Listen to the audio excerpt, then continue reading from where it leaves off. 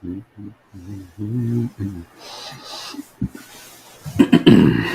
morning. Looks like live is activated everywhere. Good morning, Rumble. Good morning, X. Good morning, YouTube. Good morning, Facebook. Good morning, LinkedIn. As we proceed, good morning, Instagram. Good morning, TikTok. We are here. Courtney, good morning. First comment as usual. Good morning to you. Thanks for being here. Alex, good morning from Philly. Shout out to Philly. What part of Philly you in, Alex? Philadelphia is my hometown. Some of you know that, some of you don't. I'm in South Florida, but my hometown is Philadelphia. And my current town is South Florida. All of South Florida is my town, all of it. So good morning, Nikki. Glad to see you in here early as usual as well. AJ Ward, good morning. Joe Byron, good morning. Today we're going to talk about misinformation. Alex, are we checking in from North Philly? Shout out to North Philly. How'd the RFKJ talk go? We did that yesterday. Watch the replay. And what we're going to talk about here today is misinformation. So this kind of connects to the RFKJ, because some people think what RFKJ is throwing out there is misinformation. We're going to get into that here today. The general idea here today is, how do we fight misinformation? We're going to clearly define. I forgot to start my live on LinkedIn. Well, it's connected. Let me just make sure we are actively live. All right, now we are actively live on LinkedIn. So we're live everywhere now, 7 different platforms. By the way, if you're watching this on TikTok, make sure you subscribe to my YouTube channel. That's where you can see all the replays and other things. The link to my YouTube is in my profile on TikTok. Also follow me on Instagram, where you can see other things as well. The only place I post to the social story is through Instagram. I don't post it to everywhere because that's too much fucking work. So just follow me on Instagram if you want to see my everyday story posts on IG, that stuff that you won't see on TikTok. The links to both of those are in my profile on TikTok. So the topic here today, reintroducing, is misinformation. How do we fight misinformation? First of all, what is misinformation? I got it in quotation marks. What exactly does that term even mean? I'm going to ask ChatGPT for a more comprehensive definition. Give me a definition of misinformation. So I'm going to let them define it. I don't want to use a dictionary, because the dictionary usually gives you a short definition, but I want a more complete way that people lay it out. And that's what we're going to talk about here today. And let me introduce myself first. My name is Dre Baldwin. Many know me as Dre all day, former 9-year pro athlete, author of 41 books on 4 TEDx talks. I own this company called Work on Your Game. We help professional service entrepreneurs systematize and scale their businesses from the 6 to the 7-figure level. So any of you work in or you have a professional service business, then this is the place you want to be at. Work on Your Game University, that is. You can find more information about that by simply going to workonyourgameuniversity.com. By the way, everything I'm going to talk about here today, the replay will be on my YouTube channel. The link is in my profile on TikTok if you're watching on TikTok, or you just look me up on YouTube. I got multiple YouTube channels. And also, other thing I was going to say, the comments. I'll take all questions and comments at the end. So if you have a comment or question, you might want to hold it to the end. If you want to post it now, go ahead, but I might not see it when I have to scroll back because there may be too many comments. So let's get a definition of misinformation. Misinformation, according to ChatGPT, is false or inaccurate information that is spread regardless of intent to deceive. So if information is false or inaccurate and it gets spread in any way, shape, or form, then that defines it as misinformation. Now, this definition is complete bullshit. That's why I'm not a fan of this term. That's why I put misinformation in quotation marks, even if I don't actually do that every time I say the word. I'm not a fan of this definition because, first of all, for several reasons. This is the reason why we're in the information war, and we'll probably talk about that. I may do a whole presentation just on the information war. If y'all want me to do that, put the word info in the comments. If you want me to do a whole talk about just the reason why we're in an information war, and why that information war is never going to end, if you want me to do that, just put the word info in the comments. I might ask it again later when there's more people in here. But the reason why we're in the information war, folks, just to touch on it, is one of the reasons is because this new label, misinformation, disinformation, malinformation, fake news, thanks to Donald Trump. One of the reasons why we're in the information war is because these terms have been coined and widely accepted as a way of discrediting and devaluing anything that gets shared that whoever is using the term doesn't want to be shared.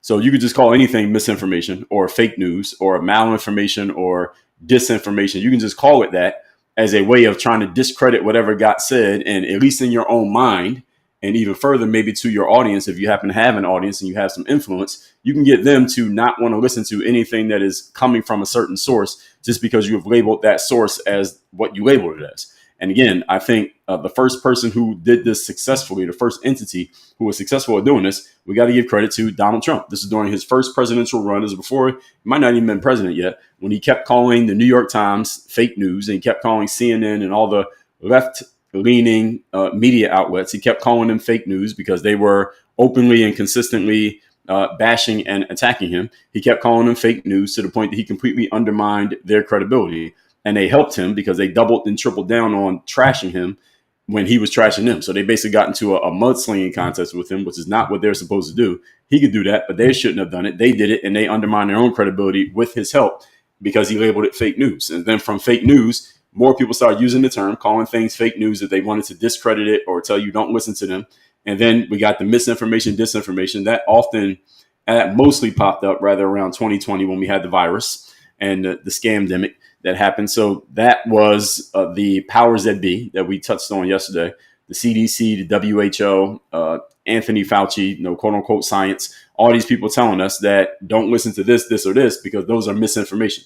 Even many of these social media platforms, TikTok was one of them, YouTube was another one, Facebook was another one, where if you posted certain things that challenged the quote unquote prevailing wisdom around the virus, it was labeled as misinformation or disinformation, and they would either suppress your account, not let your stuff get seen, demonetize your content simply because you were saying things that the powers that be on certain platforms decided we can't let people say that. We can't let people say anything about this or this or this. So we're just going to label it as misinformation, and that gives them an excuse, which they didn't really need, but it gave them an excuse to not let you get your message out there. And I'm giving you these examples to help you understand that these terms have become popular simply as ways of gatekeeping information. That's what it is.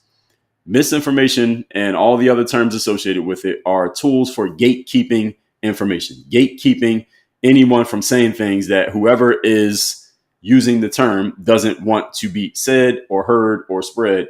And it's nonsense. I'm completely against this entire concept of even labeling things this way. So here's what my assertion has been from the beginning. I've been saying this for a long time. As I already said to you, there's no such thing as misinformation. Again, it's a term people use to undermine or discredit anything that they don't like or any person who they don't like. And the reason why it's a nonsense term, even though based on the definition, again, according to ChatGPT, it's false or inaccurate information. How many of you have come across, just at any point so far this year, you come across some false or inaccurate information that somebody was actively and consciously and intentionally spreading, even though you knew or you strongly believed that it wasn't true and it wasn't accurate and it wasn't based in reality? All of you have come across this type of material. I've come across this type of material. Some of you may listen to the things that I say, maybe not today, but in other days, definitely. There are people, y'all see, if y'all hear it consistently, you see people in the comments saying that what I'm saying is misinformation or disinformation or it's false or it's inaccurate or I don't have all the information or I should do more research or I should stick to certain topics because they disagree with me on this topic, so I shouldn't talk about this topic. You hear people saying that even to me. And here's the reason why I'm bringing that up is that anybody can say it to anybody. You can tell anybody what they're saying is misinformation if you disagree with it. Often when people say misinformation, what they really mean is they disagree with you. They just disagree with what you're saying or they disagree with your perspective. Therefore, they're labeling you as misinformation or they're trying to stop you from saying what you're saying because they just don't want to hear it. And it's kind of like holding up a kryptonite Superman. They just don't want to hear it. Here's the question that has to be answered. Who decides what is misinformation and what is acceptable information? Who decides? Who's the judge? Anybody got an answer? Put it in the comments. I'm looking in the comments right now. Please tell me who is the judge of what is misinformation versus what is acceptable information. Give me a name. A name, it could be a person, it can be a group, it can be an organization. Who is it? Who's the judge? Because I don't know the answer. So I'm literally asking, who is it? Who's the judge of what is information versus misinformation? Someone said definitely not conservatives. Okay. I agree with that. Not conservatives, not liberals either. King Moss said, your pesky feelings. No, that's not a good judge. They're not a good judge. Joe Byron said, Jesus. Jesus ain't alive, though. So how's Jesus going to judge? How are you going to ask him? How are you going to get an answer? Who else? Nobody else got an answer. All right, this is my point. There is no answer. There is no arbiter as to what is actual misinformation or what is acceptable real information. Some says a judge of misinformation is facts. Not really. Because again, we talked about this whole thing with facts. Y'all had to be very careful with this term facts, because facts, first of all, can be easily manufactured at a faster pace than any of us can consume and analyze a fact. It can be created. I can go on ChatGPT, tell it now, write me a 2,000 word article full of facts about any subject, and it will create that article based on the facts that it has been trained on to believe are facts. And then you could go to a different language model and ask the exact same question about the exact same subject, and it will come up with a 2,000 word article with a whole bunch of different facts that are different than the facts that my article created, but they're both facts. And the time that it took for them to write the article is faster than the time it would take me and you to read the article. So how do we even discern this? And that's just me and you. There's 8 billion people on the planet. Many of us have access to this kind of stuff. And as soon as this starts to get more automated, the systems and the automation and the AI will be pumping out and creating information faster than we can consume it. All of it based in fact. Who has the time or the energy or the attention? No human being has the resources to absorb all of this and decide what's a fact versus what's not a fact. This is the reason why we're in an information war. This is the reason why this entire concept of labeling something as misinformation is complete nonsense. Because again, you can use it against anything you don't like. And you can find some facts that will validate you. I can find any fact to validate pretty much anything I want to believe. I can find any fact. I can find facts, facts plural, to validate pretty much any belief that I want to have. I could find them. I might have to look long and hard, but I guarantee you I could find some facts that would validate any idea, anything. So someone said, so anybody saying facts? No, it is not facts. Because any fact that you have on even a certain subject, let's say you got certain ideas about the virus from a few years ago, and opinions are still split as to what happened with the virus. A whole lot of opinions. We're not going to dive into that here today, but there are people with facts who think everybody should have stayed in the house and put a mask on and got all the jabs and not spread the virus because that's what you believe. And you have facts to back you up. And there's a whole other side of people who said, no, you should not have stayed in your house. You would have survived. 99.9% chance you would have survived whether you got the virus or not. You didn't need to wear that mask because the mask wasn't going to do anything. It was mostly performative. You shouldn't have took the jab because you don't even know what it was. It was an experimental thing, and we don't even know if it worked or not. Actually, we know it didn't work based on what the CDC told us and the presidents were telling us based on what Dr. Fauci was telling them. And no, you shouldn't have did any of the things that we were being told to do, like standing 6 feet apart, not going to school, don't go outside, don't shake anybody's hand, all that thing. You shouldn't have did any of that. And those people have a bunch of facts to back up their position as well. So which side is correct? Which side is the actual information? Which side is the misinformation? Because they're on complete opposite sides on damn near everything. Yet they both have a bunch of facts to back up their position. This is the reason why you can't use facts. Facts are not enough to be an arbiter of what is real information versus what's misinformation when there are facts on both sides of every argument. That's the issue. So who decides? The answer is we don't have anyone to decide. The government is definitely not the decider. We know that. Technology is trained by human beings. So technology can't be the decider because that's still defaulting to a human being, and damn sure not a quote unquote fact checker. And by the way, I'm answering questions and comments at the end. And damn sure not a fact checker, because a fact checker is what? A human. And human beings, every human being on the planet has biases. Every human being on the planet has personal opinions and views on certain things, even when they're allegedly not supposed to. So, for example, if you go to court, criminal court, and there's a judge and a jury that is deciding your fate, even though those people are supposed to be completely impartial, it's impossible for them to be impartial, which is why you don't want your fate in the hands of a judge or a jury, because they're human beings who have biases just like you do. So nobody's the judge of misinformation. That's the problem. Also, what's the criteria of misinformation? What makes something misinformation? Somebody give me an answer. I'm looking in the comments. What makes something misinformation? So Peter over on Instagram said, 412 said, no one facts speak for themselves. No, they don't. They don't speak for themselves. That's the problem. That's the reason why we're in the information war. And Peter said the physics laws are kind of facts to nature. Those I can pretty much, yes, I'm fine with that one. Physical laws, I would say, yes, they can be looked at as this is just truth and there's not really much you can say about it because they're self-evident.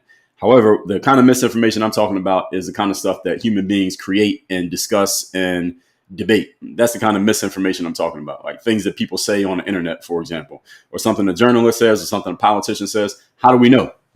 How do we decide? So let's see.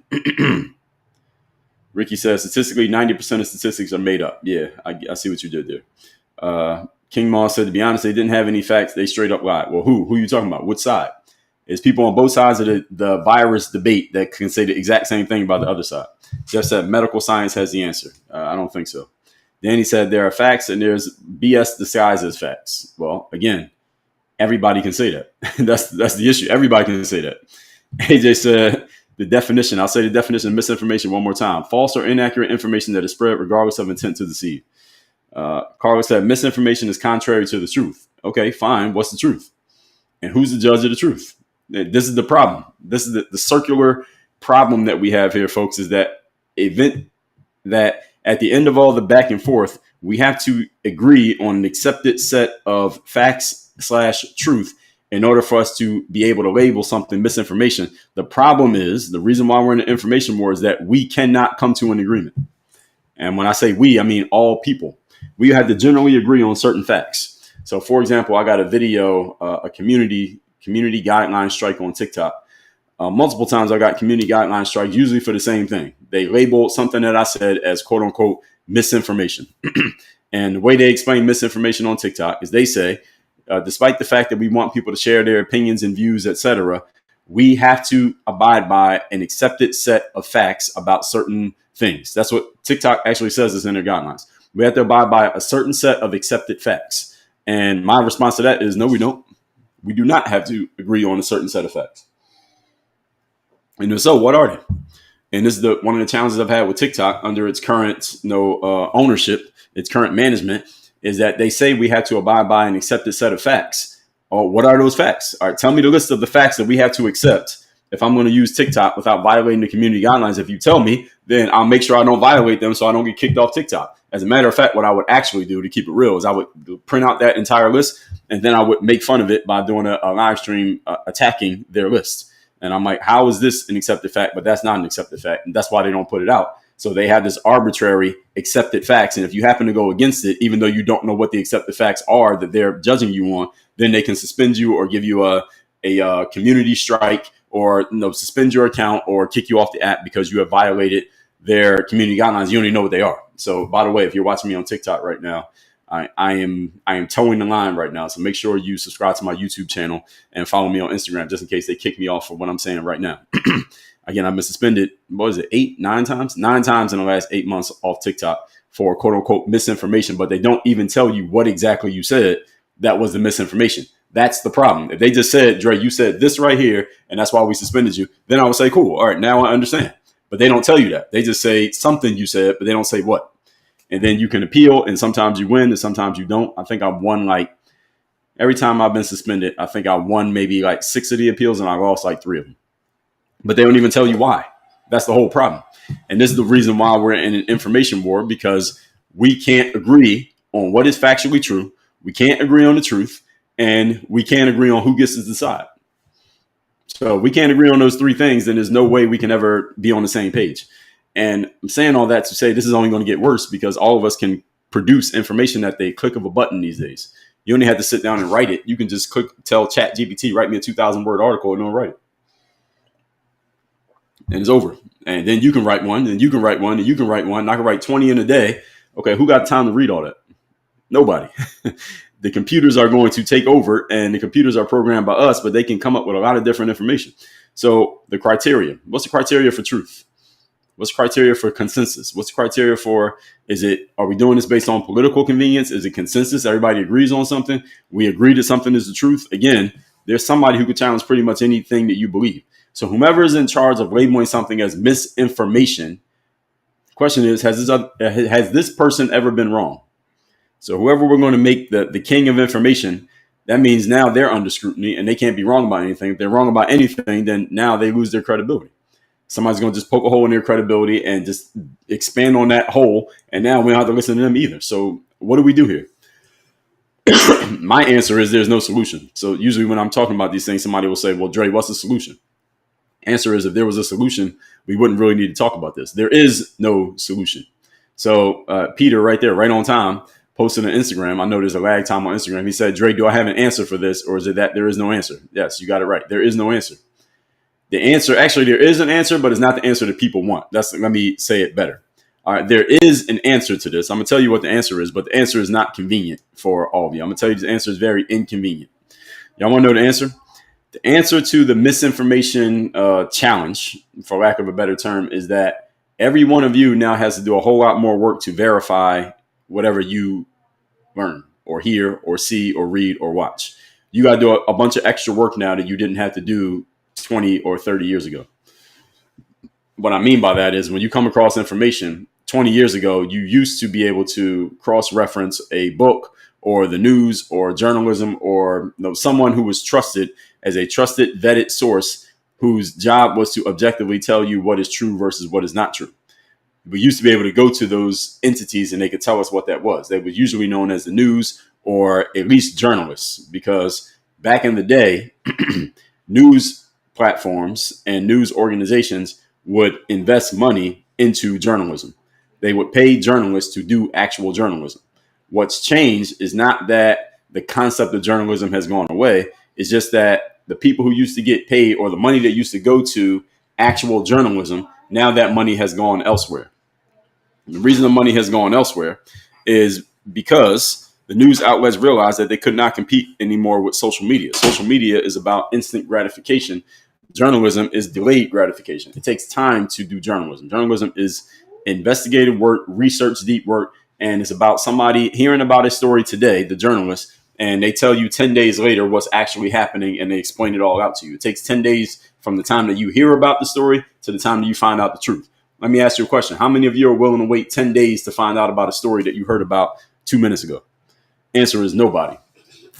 So the reason that journalism has fallen off and is on life support right now is not because journalists stopped being journalists. Is because, actually, it is because they stopped being journalists. But the reason they stopped being journalists, son, I'm recording. You can't talk while I'm talking, okay? The reason why news platforms stopped investing in journalism is because their customers, that's you and I, we stopped responding to journalism because instead we started responding to a 30-second video on TikTok. And journalism does not take 30 seconds to absorb. It might take 30 minutes. I remember, some of you are old enough to remember, I remember sitting down, and it was still the internet, but 2000, even 10 years ago, 2014, 2015, some of the people who I liked, who were writers, they were writing an article, and I would save the article knowing that I'm going to read it on Friday night before I go to bed. And I knew it was going to take me an hour to read that article.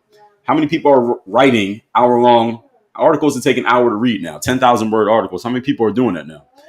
Most of your favorite writers who used to do that, if they're still alive and they're still working, most of those writers have now become podcasters or YouTubers. They're giving you a similar message, but they're doing it through video and through audio because people are more apt to consume it. People are not sitting down reading an article that's going to take them an hour to read these days. And I've always been a firm advocate for letting all of you know that if you want to get the in-depth information on the subject, you're better off reading about it than watching about it. In other words, the article will give you more information than the YouTube video. And why is this? It's an interesting question.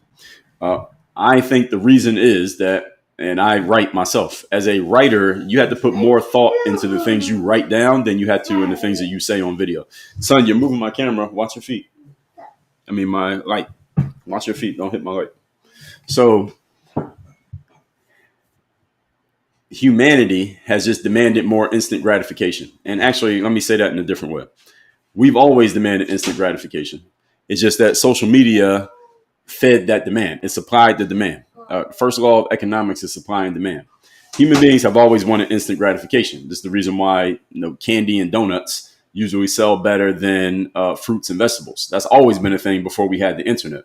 All the internet / social media specifically did was feed that desire for instant gratification more quickly and more effectively than anything we'd ever seen before. And when human beings started responding to that by demanding more of it, social media kept supplying it. And media, traditional media, said, oh, damn, we can't compete with social media. So if you're ABC News and you have 50 journalists on your payroll and they're doing in-depth research and in-depth reporting on certain subjects, and it takes them a month between the time they get assigned a story and the time they put the material out to let you know what's actually happening, That means people were willing to wait a month to find out what happened. We were patient enough. Okay, we know it's going to take time to get this information. Let's find out what's going on. That's how it used to be. Something came out and we waited until we knew what was actually happening when we got the word from the actual journals.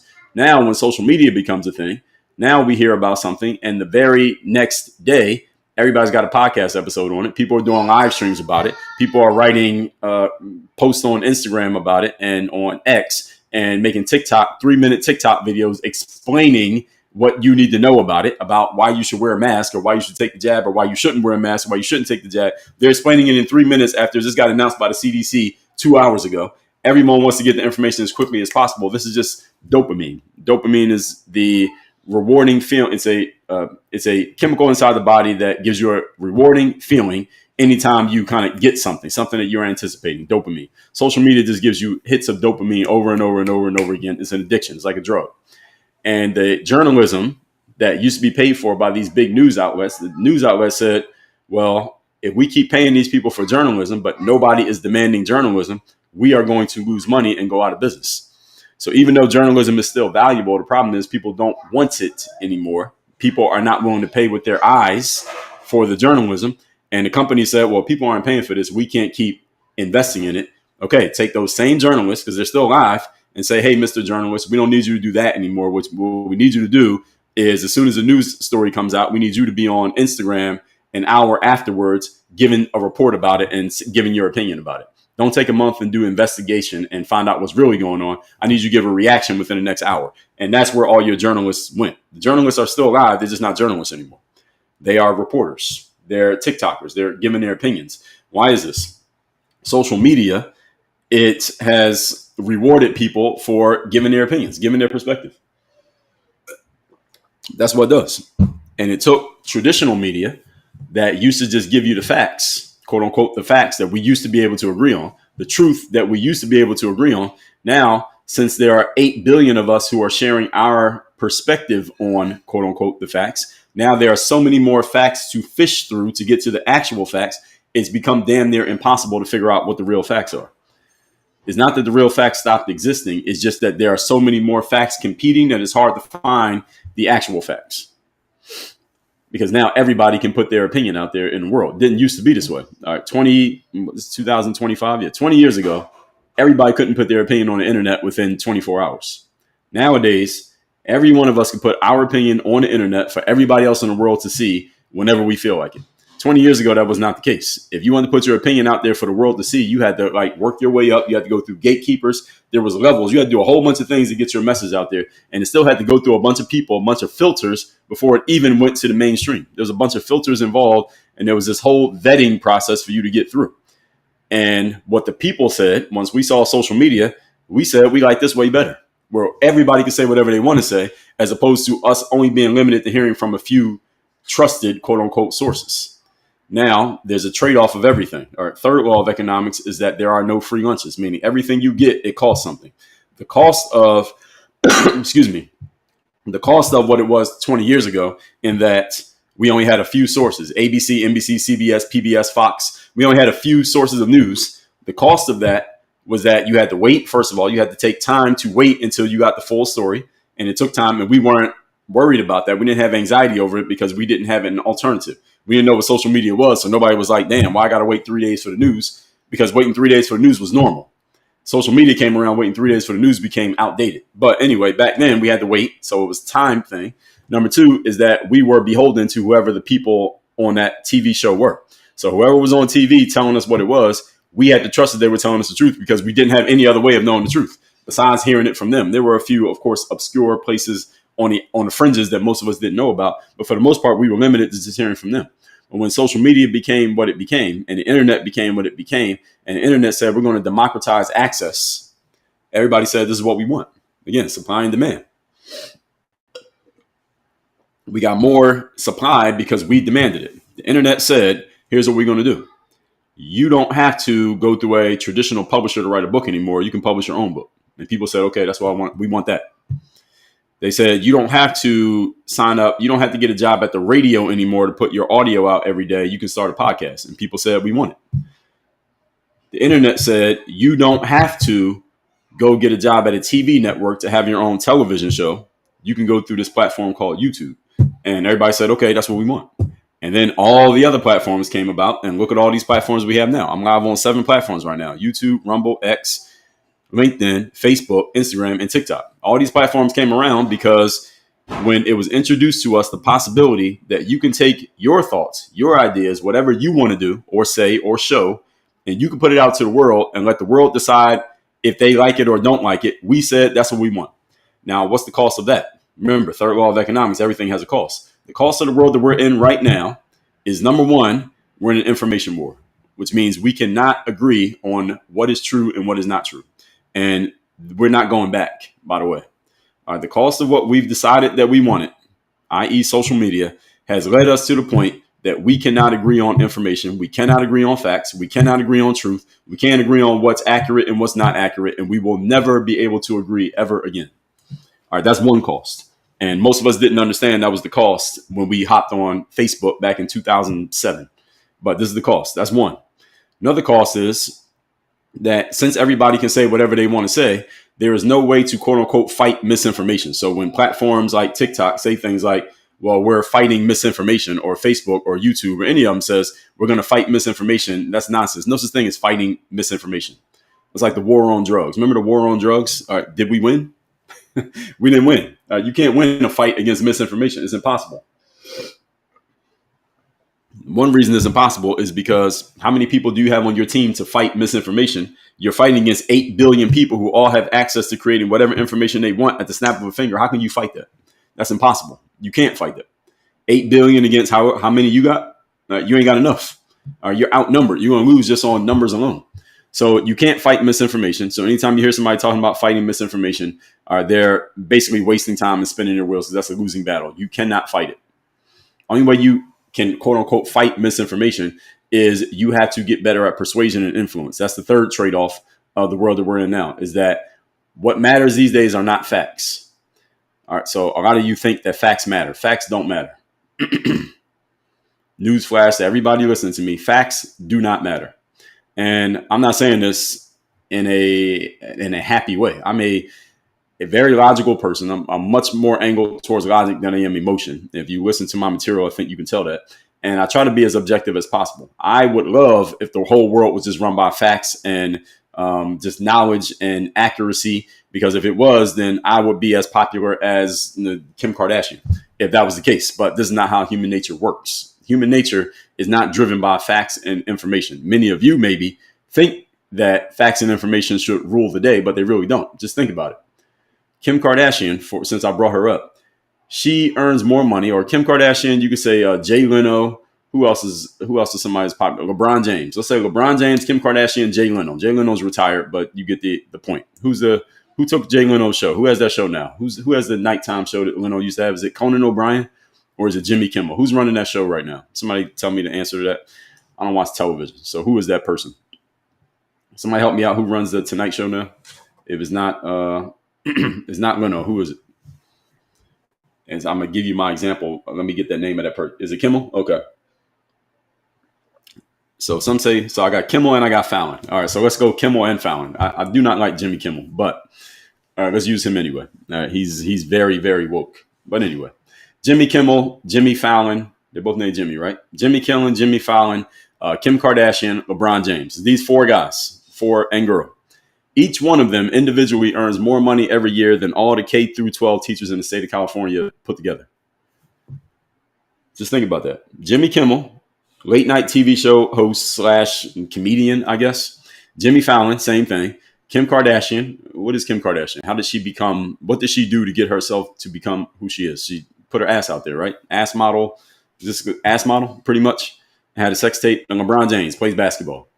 Now they do other things after they did that, but the way they became somebody is through basketball, showing off the ass, and being a funny guy on TV. They all earn more money than all the K-12 teachers in the state of California put together. Now, why is this? Is it because they have more substance? No. Is it because they have more information? No. Is it because they are more accurate? No. Are they smarter? No. But they earn the most money. And in a capitalistic society, this is what you all have to understand. Money moves for its own reasons. It does not move based on facts, logic, information, substance, or accuracy. That's not the reason money moves. I'm not saying you can't make money with these things, but the reason money moves is based on a whole bunch of other things, which is why the examples I just gave you. Jimmy Kimmel, Jimmy Fallon, LeBron James, Kim Kardashian. Are any of them known because of their facts, their information, their logic, their accuracy, or their substance? The answer is hell no. And I'm just using them as examples, but you can drop in any name you want. So any of you who believes having facts and information and logic and the truth, et cetera, is the end all be all, you are grossly overestimating the value of factual information. It is not as valuable as it used to be. And again, I wish it was, but it ain't. What matters the most in the world today is influence and persuasion. Now, let's go to those names again. Jimmy Kimmel, Jimmy Fallon, Kim Kardashian, LeBron James. Are they very influential? Yes, they are extremely influential because all you know who they are. And I didn't have to explain to you who they are. I don't have to explain to anybody in here who LeBron James is. All you know who he is. I don't have to explain Kim Kardashian. All of you know who he is. You can picture them without even me pulling up a photo. All you know what they look like, right? They walked in the room right now, you would know who that is, right? They're all very influential. And when you have influence, you can persuade people to think a certain way, do certain things, etc. This is the reason why you see these people get used in endorsements, and they go and support the presidential candidate, and they have famous people come on their shows, et cetera, et cetera. Why do they do this? Because they're influential and persuasive. And the bottom line here is, folks, the world that we live in today, if you want to get a point across to people, you have to learn how to influence and persuade them, not just give them facts, logic, information, truth, accuracy, et cetera, et cetera. Because if that's all it took, then again, the library would have more people than the movie theater. You ever seen a library? You ever seen a line in front of a library? I have not. The only time I ever seen a line in front of a library is on a college campus at the end of the semester when everybody's bringing their textbooks back to the store to give the book back to the store. I never seen a line in front of a library for people to go buy books. I've seen a line for people to take them back. I never seen a line of people to go buy them. Isn't that interesting? So if it was all about facts and information, folks, if it was all about facts and information, the whole world would be a whole lot different.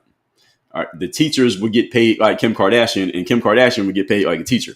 And LeBron James would get paid like a teacher. And Jimmy Kimmel and Jimmy Fallon would get paid like school teachers. They'd be making $50,000, $60,000, $70,000 a year.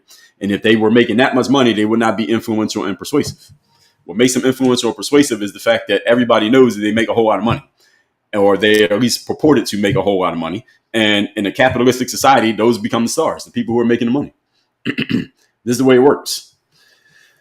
I'm trying to draw a full circle picture here so all of you understand this whole concept of misinformation and how it relates to all these other things that we're talking about. So just because you or anyone else disagrees with something does not make it misinformation, nor does that make it false. Now, you can disagree. You can say, I disagree with this perspective. But what's happened is, as misinformation has become more of a popular term, people just throw that term out there to discredit, to like blanket discredit anything or anyone without actually addressing the point. And it's become so popular that now everybody's doing it. So every point, this is one of the, and I'm going to answer questions and comments at the end. I have a framework called the 12 Work on Your Game Commandments. If you don't know about it, I have a whole manuscript on it right here. 12 Work on Your Game Commandments. One of the 12 Work on Your Game Commandments is the open marketplace commandment. I mention this often because it's one of the most important things you need to understand. All of you, with whatever information, perspective, idea, etc. that you have, is that the way that you prove your stuff, idea, work, etc. to be good is you got to bring it into the open marketplace and let's see. Let the open marketplace tell you whether it wants it or not. The open marketplace does not lie. It tells you what it wants. It tells you what it doesn't want. You got to bring your ideas to the open marketplace, out into the square, and let's see. What does this have to do with misinformation? If you have information or you hear information that you think is misinformation and you really don't want other people to hear it, what you should do is let that information spread as far and as wide as possible. Why? Because if it's garbage, it's going to get exposed. And if you block it and don't let people hear it, or you try to suppress it and try to keep people from seeing it, all that's going to do is get people to pay more attention to it. Case in point, I'll give you an example. The bald-headed guy who's a kickboxer who lives in Romania, who's been accused of all types of bad crimes against females. That guy, you know who I'm talking about? Mr. T-A-T-E. I can't say his name on here because TikTok has actually taken videos off my platform because I mentioned his name. That guy. I had never heard of that guy. And I only saw his name because he was trending on social media one day in like late 2022.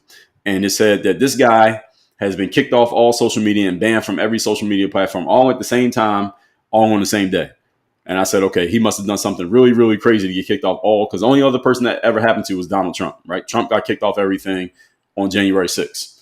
And the only other person that got themselves kicked off all social media at the same time in a coordinated decision was this guy. So I said, all right, what could he have possibly done to get kicked off all the social media at the same time? And they said the official reason was misogyny. That's what they said, misogyny. I said, misogyny? All right, how you get kicked off social media for misogyny? People say crazy stuff about women all the time on social media. How do you get kicked off all social media for that? That didn't make any sense to me. So immediately I went and looked him up and started listening to his material. And I'm telling you that to tell you this: the fact that they tried to suppress him based on some nonsense, what the ostensibly the idea was, let's suppress him and block him so that nobody listens to what he says. All that did was make him more popular. Is this true or not? I'm not asking you your opinion of the guy. I'm just asking you, did that happen? When they started suppressing him, more people started paying attention because they said, damn, he is so influential that they had to kick him off all social media. Okay, let me go listen to what he's saying. That's supposed to be the opposite of what's supposed to happen. It's supposed to be he got kicked off all social media. Okay, I'll never listen to him because social media said he's a bad guy. What it actually did was get me interested and intrigued, and then I had to go listen to him more to find out what the hell the problem was.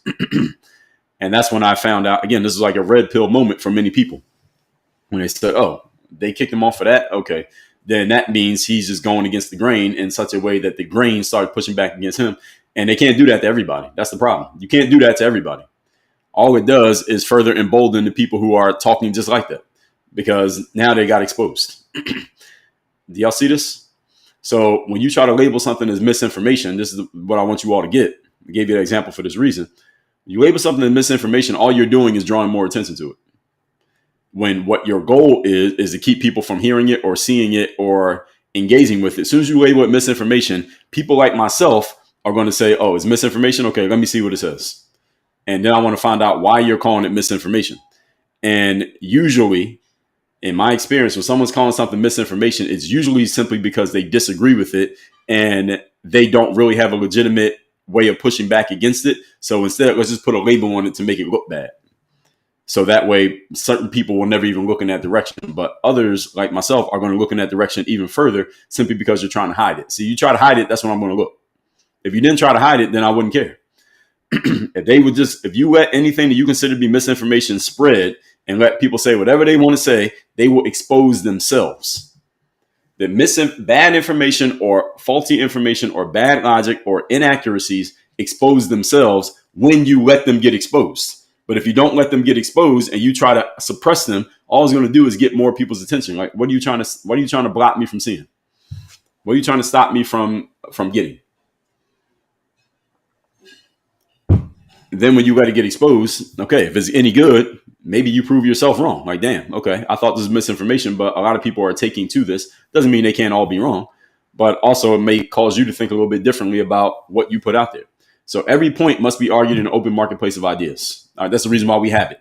There's another trade-off of social media becoming social media, ladies and gentlemen, and our democratization of publishing is that you can't block somebody else from saying what they want to say.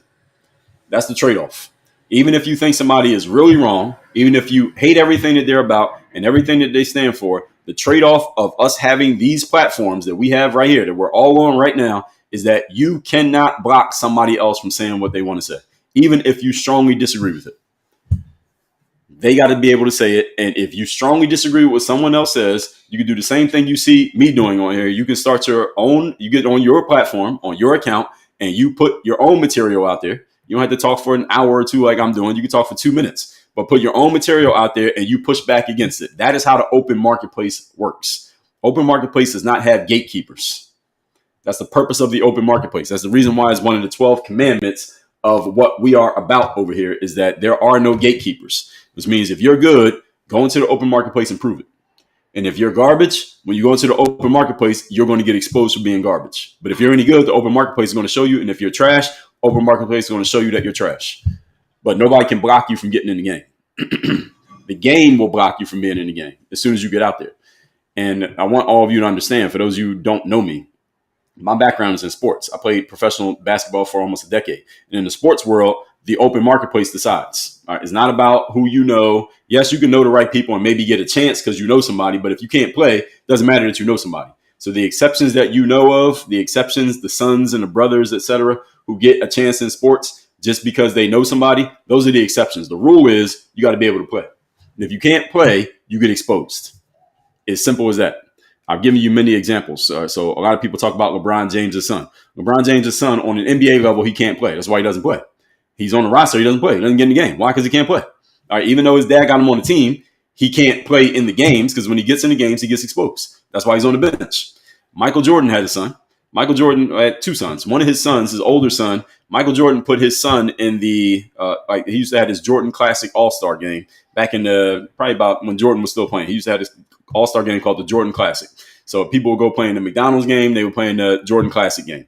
And Michael Jordan put his son in that game. His son was not very good, but he put his son in this All-Star game with all the best players in the nation. His son got exposed. As soon as he got on the court, he got exposed because all the other players in the game had actually earned it because they were good. Michael Jordan's son had not earned it. He got exposed as soon as he got on the court. His son went and played in college, probably because he was Michael Jordan's son. He played maybe a year or two, then he stopped playing basketball because it was obvious he couldn't play. And it became obvious to him he couldn't play. And his dad was Michael Jordan.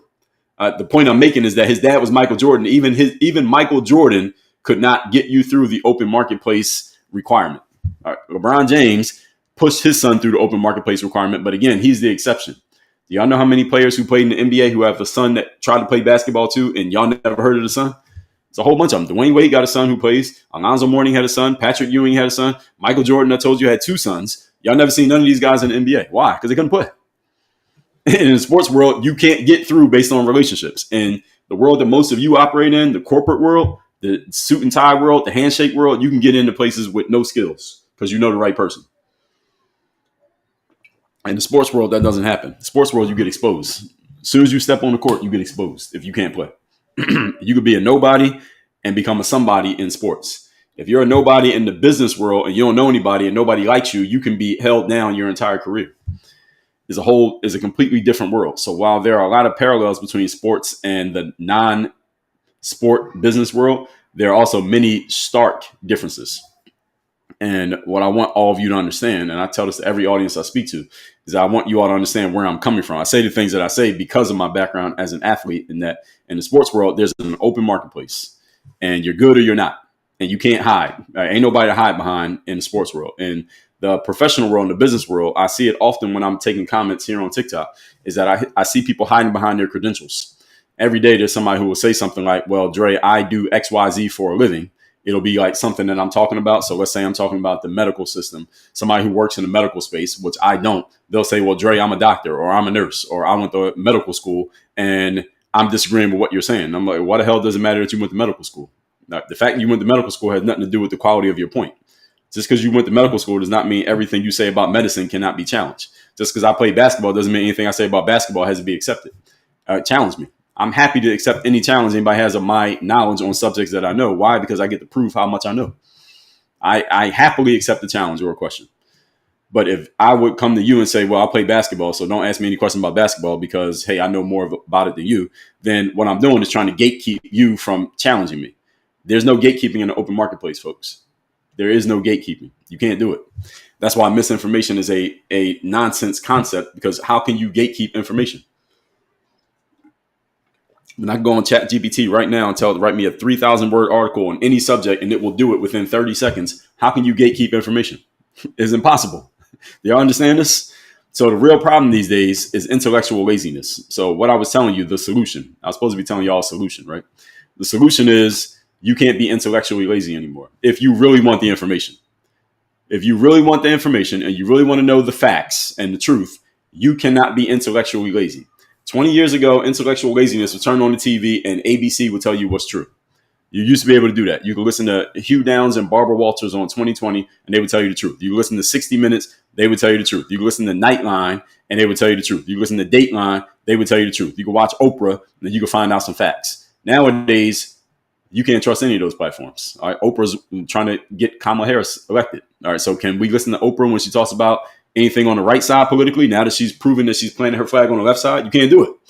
Everybody's picking a side. Everyone's trying to influence and persuade. Oprah is a great example. Oprah had Donald Trump on her show 35 years ago.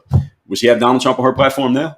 She just campaigned for Kamala. She had Donald Trump on her show back in like the 90s or the 80s, and they were friends. Now she's campaigning for Kamala. The point is, I don't know if Oprah Winfrey was a conservative back then, but Oprah was willing to have open conversation with whoever back then. Nowadays, she's decided to become an influencer and pick a side.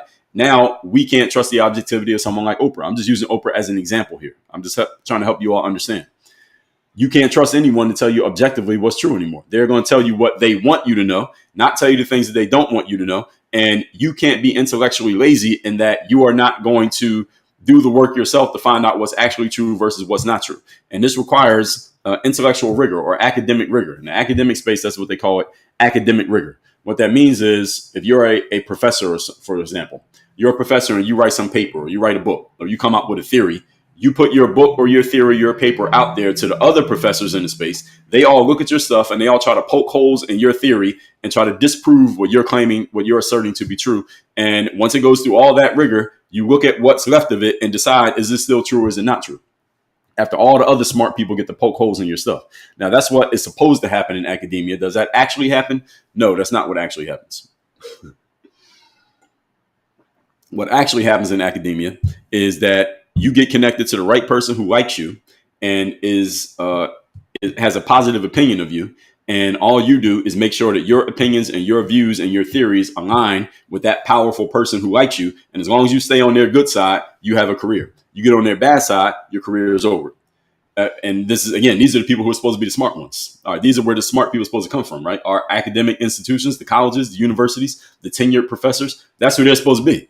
All right, these are the people who go work at the big pharma companies, by the way, all the people who got high grades in college. These are the ones who become the professors that are teaching your kids that you are paying tuition to go to college. All right, that's them. They are not going through academic rigor anymore. All right, go find a strongly liberal university. Go find me a Trump supporter who works there. I mean, half the country voted for Trump, right? Go name a liberal university. Somebody name a strongly liberal university in America. I don't follow the college world that closely, but somebody name a university in the United States that is noted for being heavily a liberal university. Name one. Just give me a name. Harvard. All right, perfect. Yale. All right, so you're naming Ivy League schools. This is perfect. So Harvard, Yale, University of Pennsylvania, all those schools. Somebody said all, not all of them, but all right, Harvard or Yale. Here's my question to you.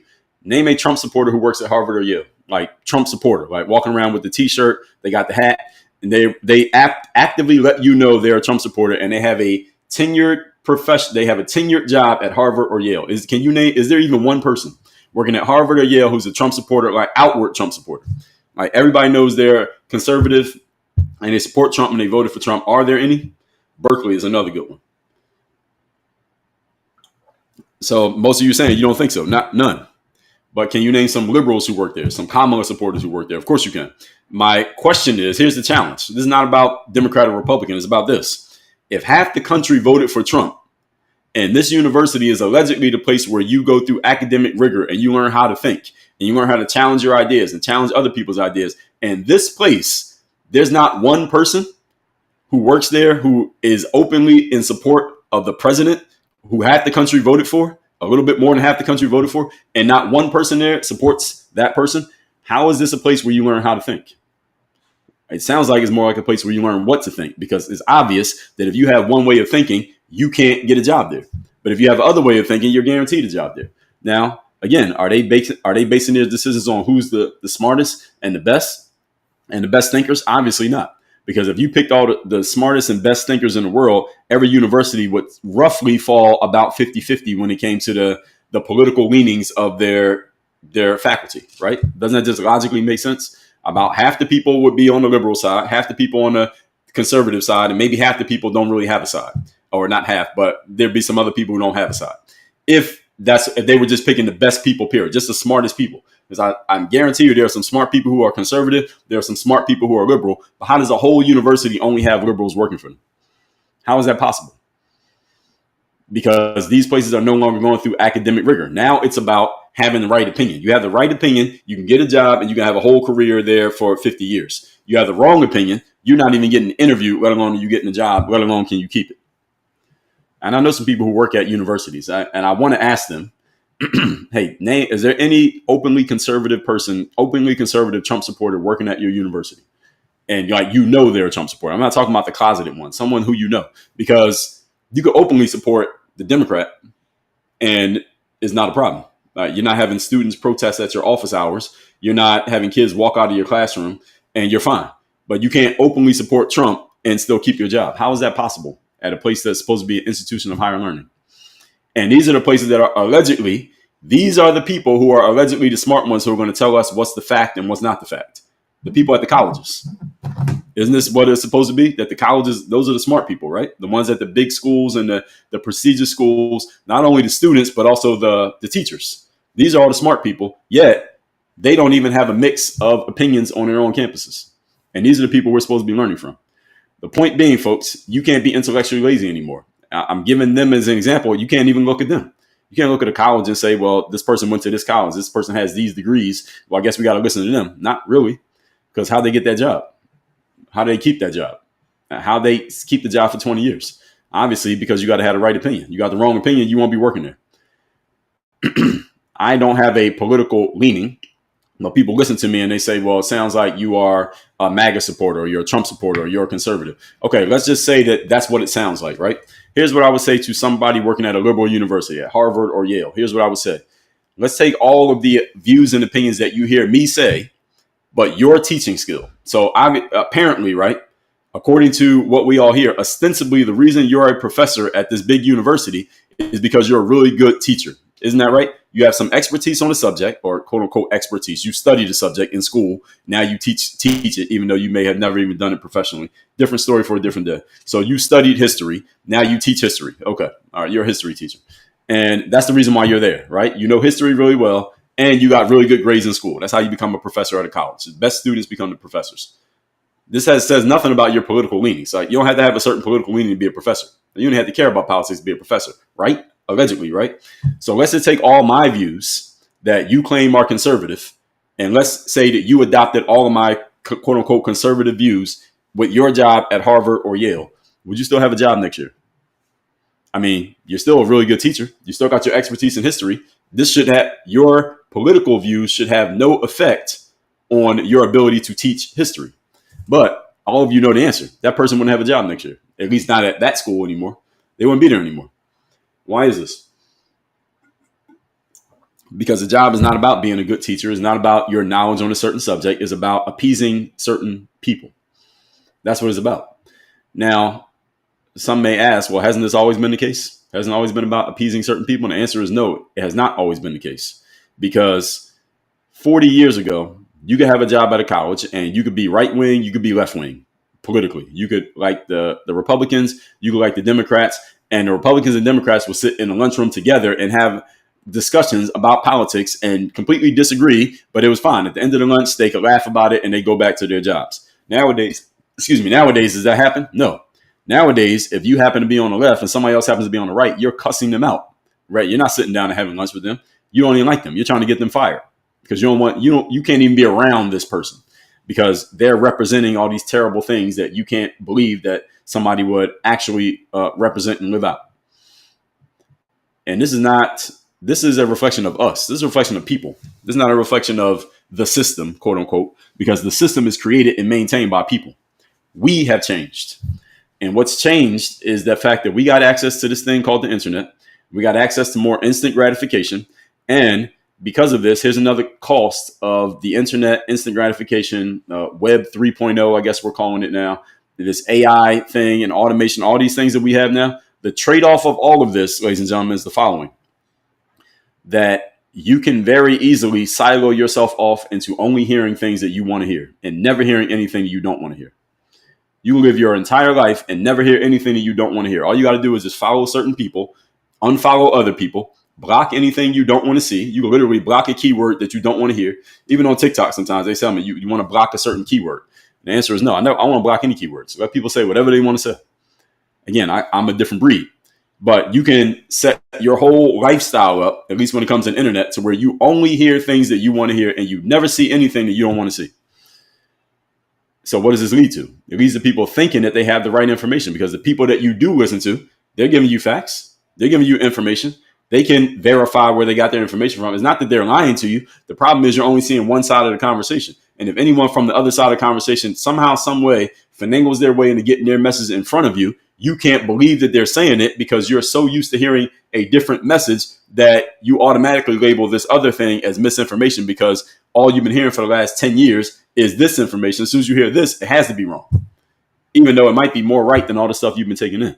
The internet allows us to design and curate our lives to be this way. We can curate our thinking to where we only hear what we want to hear. This is the cost. All these things I'm telling you are trade-offs of the world that we decided we wanted. Again, first law of economics, ladies and gentlemen, supply and demand. The reason we have this is because we demanded it. When it was given to us, if we had said, "No, I'm not interested," social media would have went away as soon as it came. But because we said we want it, now we got more and more and more of it. And this is what we got. And the cost of it is all these things that I'm saying. So the solution, quote unquote, to this issue of misinformation is that all of you have to be intellectually rigorous, and that you have to really deeply consider and think critically about every piece of information that's presented to you as to, is this true? Is it not true? How would I know if it's true or not? What is somebody who has the exact opposite opinion? What would they say about this? And then you got to go find it, look at it, and consume it. You got to do all these things. It did not used to be that you had to do all this. Now you got to do it. It seems as if, let's say that language learning, large language models, the AI bots and the chat GPTs and the Googles, etc. It seemed as if this information superhighway, so to speak, that, what the hell is this? All right, TikTok is giving me some kind of, TikTok is giving me another verification. Which of these objects is used in hoops? And then you got to touch the screen. And I've never seen a captcha like that. So TikTok got this brand new type of captcha. But interestingly enough, all right, I passed the captcha. Anyway, what I was saying was all of these things that we have access to, the Googles, the YouTubes, the chat GPTs, this information superhighway that we're living on and riding on right now, was allegedly supposed to make us smarter and have access to all the information. Do we have all the information? Yes, we do. Are we smarter? No, we're not. We're dumber. Why? Because we're thinking less. We don't have to think anymore. That's the problem. So understand what I just told you. The solution to this misinformation problem, this quote unquote information war we're living in, actually is a real information war. It's not quote unquote. Misinformation is quote unquote. Information war is a real thing.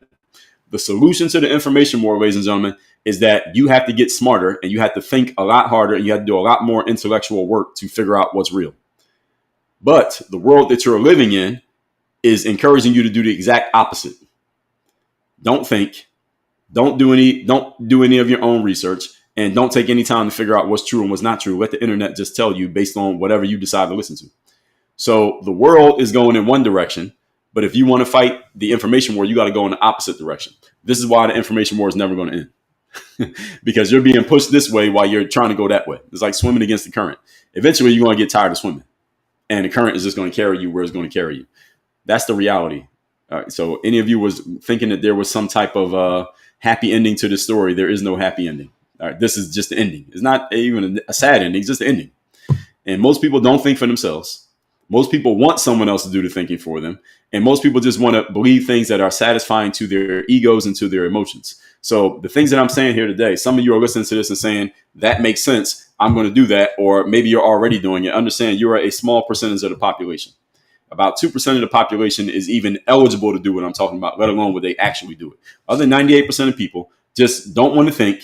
They don't want to be challenged to think. They don't want to have to do extra work. And they just want someone to just take care of it. They just want to push a button and have everything done. And this is how most people operate. Most people don't even want to listen to things that I'm saying right now. So again, even if you are one of these people who's outside of the box, everybody else is still inside the box. The new challenge is thinking for yourself versus just accepting what's being told to you. And again, it's more challenging now because more and more people have access to information to where they think they're smart because of what they're accessing, as opposed to 20 years ago, if you had no information, you could say, I have no information. I don't know anything about that. Never heard of that. Don't know anything. Nowadays, that same person who didn't hear things, didn't know about things, never read the book, don't know anything about it, that same person can get on Instagram And now they quote unquote know about the situation because they watched 3 videos of 3 different people saying pretty much the same thing, just in different ways. Now they think they know the subject. Now you got to go against them. What you going to do? See, it's one thing to inform a person who knows that they don't know anything about a subject. It's a whole other thing to inform a person on a subject on which they think they already know something because they already watched 8 TikTok videos talking about that exact subject that are all taking fragments of the truth and giving it to them in a way that serves their ego. And now they're ready to argue with you because they think they know something. And now you got to go against that. Again, this whole other thing to fill an empty vessel. It's another thing to empty out a vessel that thinks it already knows. What are you going to do? And even though I trashed the educational system a little bit a few minutes ago, here's where I'll give a little bit of grace to educators and professors and teachers, is that this is an uphill climb for you. We got any teachers in the room? We got any teachers or professors in the room? Put the word me in the comments. If any of you is a teacher or professor listening to this, I think we got to have at least one. This is the challenge that you all have, teachers and professors, because now, again, when I was in school, I'll go to school and I knew I didn't know shit about the subject. So whatever the teacher was teaching, I'm like, okay, and maybe I agreed with it, maybe I didn't, but I was an empty vessel taking in the material. Now, so there's a bunch of you teachers in here, Keith, Melinda, Sherry. Okay, a bunch of you are teachers. Here's the thing. Nowadays, your kids are coming to school. They think they already know the subject. Now you got to fight against what they think they know versus what you actually know, assuming that you actually know it. Is this true, teachers? Put true in the chat if you run into this challenge. You got kids coming to school think they already know the subject because they read about it or they heard about it, or they watched the video on TikTok. And now you got to fight against their alleged knowledge versus the knowledge that you're trying to give them. That's an uphill battle. Your job is actually harder now than it used to be. On top of the fact that they're distracted because they've been on the phones all day. Now they're supposed to sit in the room for an hour and listen to you and pay attention. Don't sign me up for that job. All right. I can teach, but I don't want to be a teacher. All right, that's what I would say. So shout out to the teachers. I appreciate the work that you're doing. It ain't an easy job, not a job that I would do. All right, knowing what I know. Anyway, the goal here for all of us, because we all have biases, none of us is completely objective, and there's no such thing as fact checking because, again, you can check every fact with another fact. The goal should be teaching people how to think, not what to think. The challenge with teaching people how to think versus teaching them what to think is most people don't want to think. You understand why we're in the information war? Every point I'm giving you is another idea or another point of understanding why we're in the information war. And I'm going to do a whole stream just talking about the information war because there's a lot more to it than even what I'm saying here today. The goal is you want to teach people how to think, not what to think. But again, most people don't want to think because they have been trained to not think. I can just go to ChatGPT, or I can just go to Google, I can just go to YouTube, I can just watch some TikTok videos, and I know the information. That doesn't require you to think. So the smartphone has made people more stupid. All right, they call it smartphones, but the phone is smart. See, it's called a smartphone. Most people don't think about that. The phone is very smart. It's you who's becoming dumber because the phone's doing all your thinking for you. So if you stop thinking, you already know the saying, if you don't use it, you lose it. All right, it's called atrophy. It's like if you got big muscles and you stop going to the gym and lifting weights, your muscles go away. It's the same thing when it comes to your brain. If you no longer are being challenged to think and you have a device that will do all the thinking for you, well, what happens to your brain and your intellectual capabilities? Well, they go away because you're not using them. And I want you all to understand the social media platforms, they're just getting better at this. They're getting better at doing all the thinking for you, which is what? At the same time, what's the cost of that? The cost of the speed of this thing doing all the thinking for you is that this thing does less of the thinking. And that means you're getting dumber while this is getting smarter. Eventually, you won't be able to operate on this alone because it doesn't work anymore because you stopped using it. This is going to be required for you to do everything. This is going to own you instead of you owning this. That's what's happening. So you want to know why we're in an information war? Now you know. You have to re-engage your brain and challenge yourself to think. How many of you ever get in the car, right? And you're about to drive somewhere that you've been 100 times, yet you put the direction in the navigation and let Google Maps tell you how to get there. How many of you do that? Put me in the chat. All right, don't be afraid. Don't be ashamed to admit it. All right, you're driving somewhere that you've been 100 times. You know exactly how to get there, and you put the location in your navigation and let it tell you how to get there. Even though you know how to get there, you could probably get there blindfolded. I don't suggest you do that, but you get my point. We use the phone even when we don't need to use the phone. How many of you ever need to do a mathematical equation and you pull up the calculator, even though you could very well do that equation in your head if you just thought for a little bit?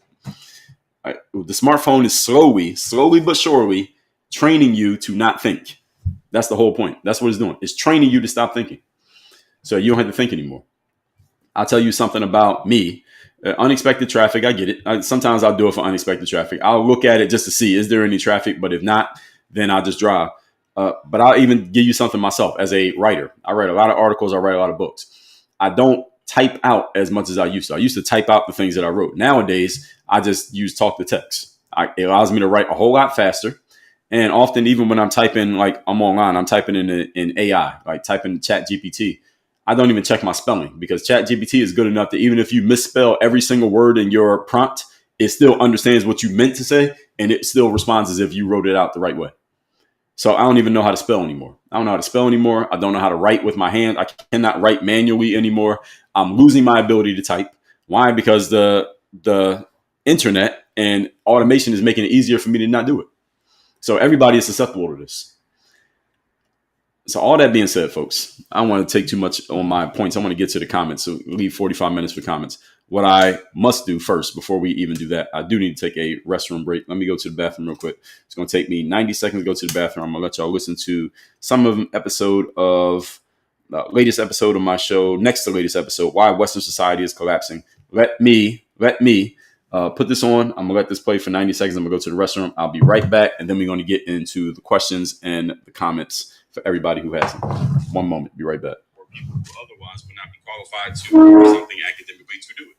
Get into a college that you otherwise wouldn't get into because we lowered the academic standards. If a school used to say, you need this baseline of a score on these tests and this type of GPA in order to even be eligible to be considered to be in our selected pool of new students. But now they say, okay, well, we have this diversity, equity, and inclusion policy. We have to let in a certain amount of Latin and Black students. They generally, as a whole, are not hitting these academic standards, but there's no way we can reach our quota by making them come up to the standards. There are not enough of them. Even if we accepted all of them, we wouldn't hit our quota. If we want to keep getting tax breaks from the government and funding from the government, we need to do what the government tells us to do. See, this is the incentive here. And so what we got to do is we got to lower the standard. We have to lower the standard to make it easier for us to have a bigger pool of eligible candidates that fit the DEI policy requirements. And I'm doing all of this as an example here. And this example ain't too far from reality of what was and maybe still is actually happening. And now you have students who otherwise would not be qualified, now getting into these schools. The problem is once they get into the schools, Thomas Sowell has talked about this extensively, these students are getting into these schools and they ended up finding out because even though the acceptance requirements were lowered, the actual... All right, here we go. We are back. So let me start off on YouTube, then I'll go over to Instagram, then we'll come to TikTok. So on YouTube, Fishing Weekend Warrior said, good morning. I can watch you on YouTube or running other apps like DoorDash. Oh, good stuff. Yeah, YouTube does allow that now. They didn't used to, but now they let everybody, even on the free version. Fashion Roadman says, so easy to spread misinformation these days. For example, in my industry, people are convinced Hermes makes their bags in the C country. I can't say the C country's name because of some TikToks, despite me telling them that that's not the case. Well, again, people believe what they want to believe, and it's very easy to design your life that way. Fashion says, I've legit visited factories. People are still convinced they know better because some rando on TikTok said it. Yes, exactly. Get used to it. That's only going to get worse, folks. Wait till people can make AI content. Right now, humans still had to do all the talking, but wait until I can make an AI version of Dre do a 1 hour live stream, and it's not even me. I just type in the words and then it says it myself. Or I get ChatGPT to make the words. I get some AI bot to do the video, and I'm still sleeping, but I'm doing a 1 hour live stream. Wait till that comes. It's only going to get worse, everybody. Fishing says Trump was not a conservative 20 years ago and is still not today. A lot of people say that. I get what you're saying. So let's see what we got over on IG. Did I got anything else I need to respond to? On IG, Peter says, do you think capitalism is the best structure for society? Do you have your own best system? Based on the things that we know about capitalism, what's the other one? Socialism, the other one, communism. Based on those three, if there's another one that I'm not thinking about, but between those three, I'll take the one we got. I'll take capitalism. Biggest Members says, if you don't have discernment, you'll be a sheep in today's society. Well, a lot of people are sheep already. This is fact. You're talking about collective epistemology. What are you referring to when you say that? King Burke said, how did I become so objective? It's just my natural way of thinking. I've always thought this way, even back before I could explain it. And this just always been my way of speaking and thinking. All right, so TikTok, I'm going up as far back as I can in the comments. I probably can't go to the very beginning. So I'm just reading from where I can read. So if you left a comment earlier, then I might not be able to see it, but I am reading the ones that I can see as of now. Okay, so don't get mad if you think I'm not ignoring anybody's comment. I'm reading the ones that I can see.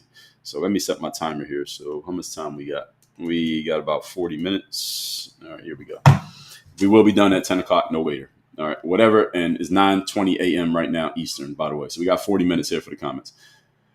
Carla, Indiana, good morning. Thank you. Said, unfortunately, you will probably get attacked. Yeah, it's crazy. Like, even if you try to go speak at a liberal university. So the girl Riley Gaines, the swimmer who was swimming against the man who was claiming to be a woman, when she goes and speaks at colleges, she gets all these people who go and like they're trans advocates. They go and protest against her speaking. And anyone who's known to be more conservative, they get protesters against them. Charlie Kirk gets protesters. What's the guy? Alex Stein, funny guy. He gets protesters. All these people get protesters. Ben Shapiro gets protesters. AJ Boris said we can't because Trump is trying to rewrite education. Schools don't want that. Well, he is trying to shut down the DOE, which I've talked about. I did a whole live on shutting down the DOE. Cass said that person would be attacked. Yeah, exactly. Well, that person would never get hired, first of all, because as soon as you go through the hiring process, you're sitting there in an interview with 6 people. If even one of those 6 people really does not like Donald Trump and you're a conservative, you're not even getting hired, let alone would you get the job. AJ said most people in school have enough critical thinking to know that Trump isn't the best. And I don't know about that one, AJ. I don't know about that frame. Whatever said, that's the problem. People can't choose for themselves. Well, people don't want to. That's the problem.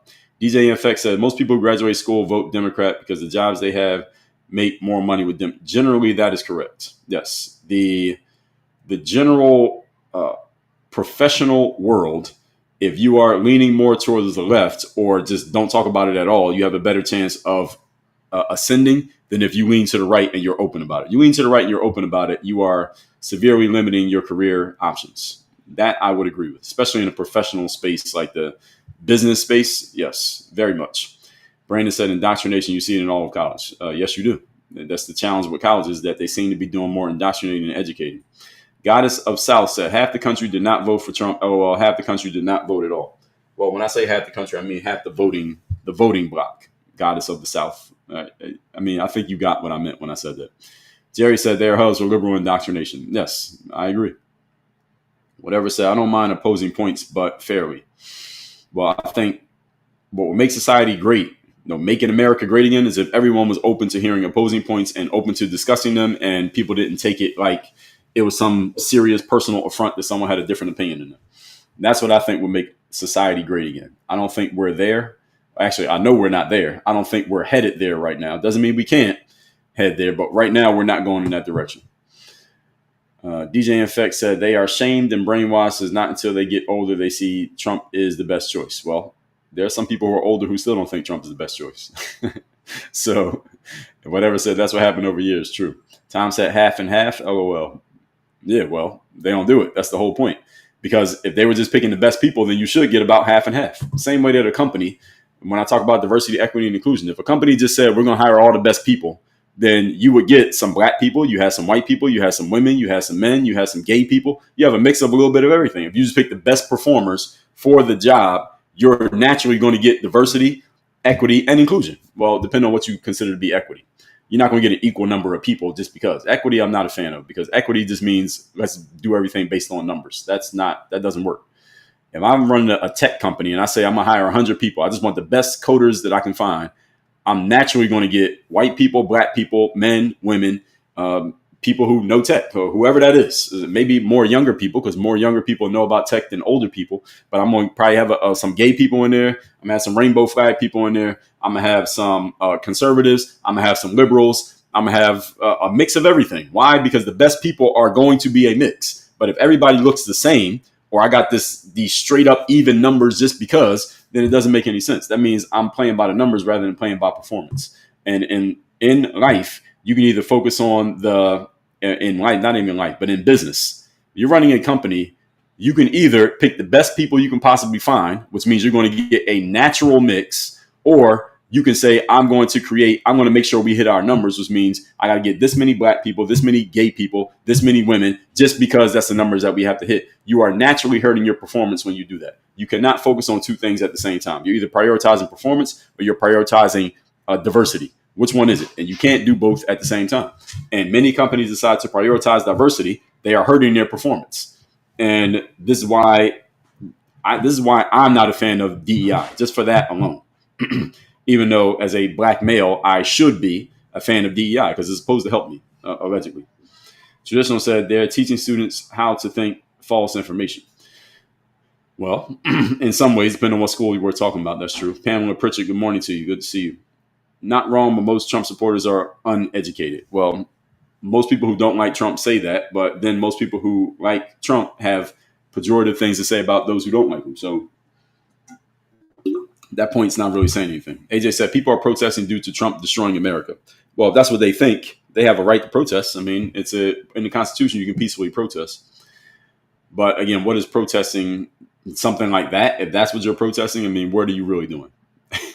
What are you really doing? Whatever said, both points of view should be taught. Yeah, every point of view should be taught. DJ Chris says, lies. Trump supporters don't attend college. LOL. Okay. Whether they attend college or not, Chris, your point is kind of a false frame. Attending college doesn't necessarily mean that you're smart. Doesn't mean that you're better than anyone else. Doesn't mean that you have more intellect, nor does it mean you have more factual information just because you went to college. I went to college, but what I'm able to do these days is despite the fact that I went to college, not because of it. So I am technically, quote unquote, educated, but I don't run around telling people that I'm educated as if that means you should listen to me just because. The fact that I went to college is completely immaterial to the work that I do or even anything that I say.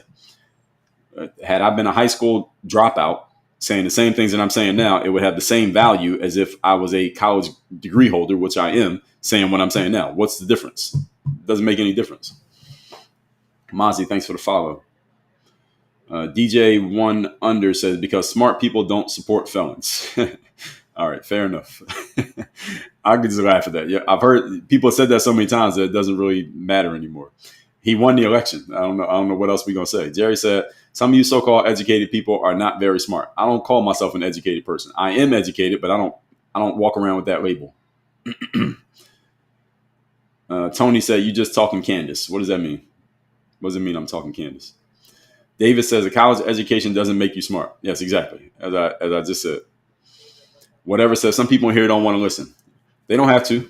They don't have to listen. Some people come in here and they just actively disagree and they just keep disagreeing in the comments and they want me to read their comment and give my response to their disagreement. And I'm open to that. But we don't want to push out the people who disagree. All right, so those of y'all who are agreeing with the things I'm saying, don't get mad at the dissenters. We want the dissenters in here because they make the conversation interesting. And anyway, anybody who knows their stuff, I was telling one of my coaching clients this yesterday. He's a financial advisor, and he does these live events for people who might be interested in becoming his clients. I told him this, same thing I'll tell y'all. If you really know your shit, you should be open to taking live questions from your audience. Even if they're asking you, you have no idea what they're going to say. If you really know your shit, you should be happy to take questions from the audience because that's the way you prove that you really know your stuff.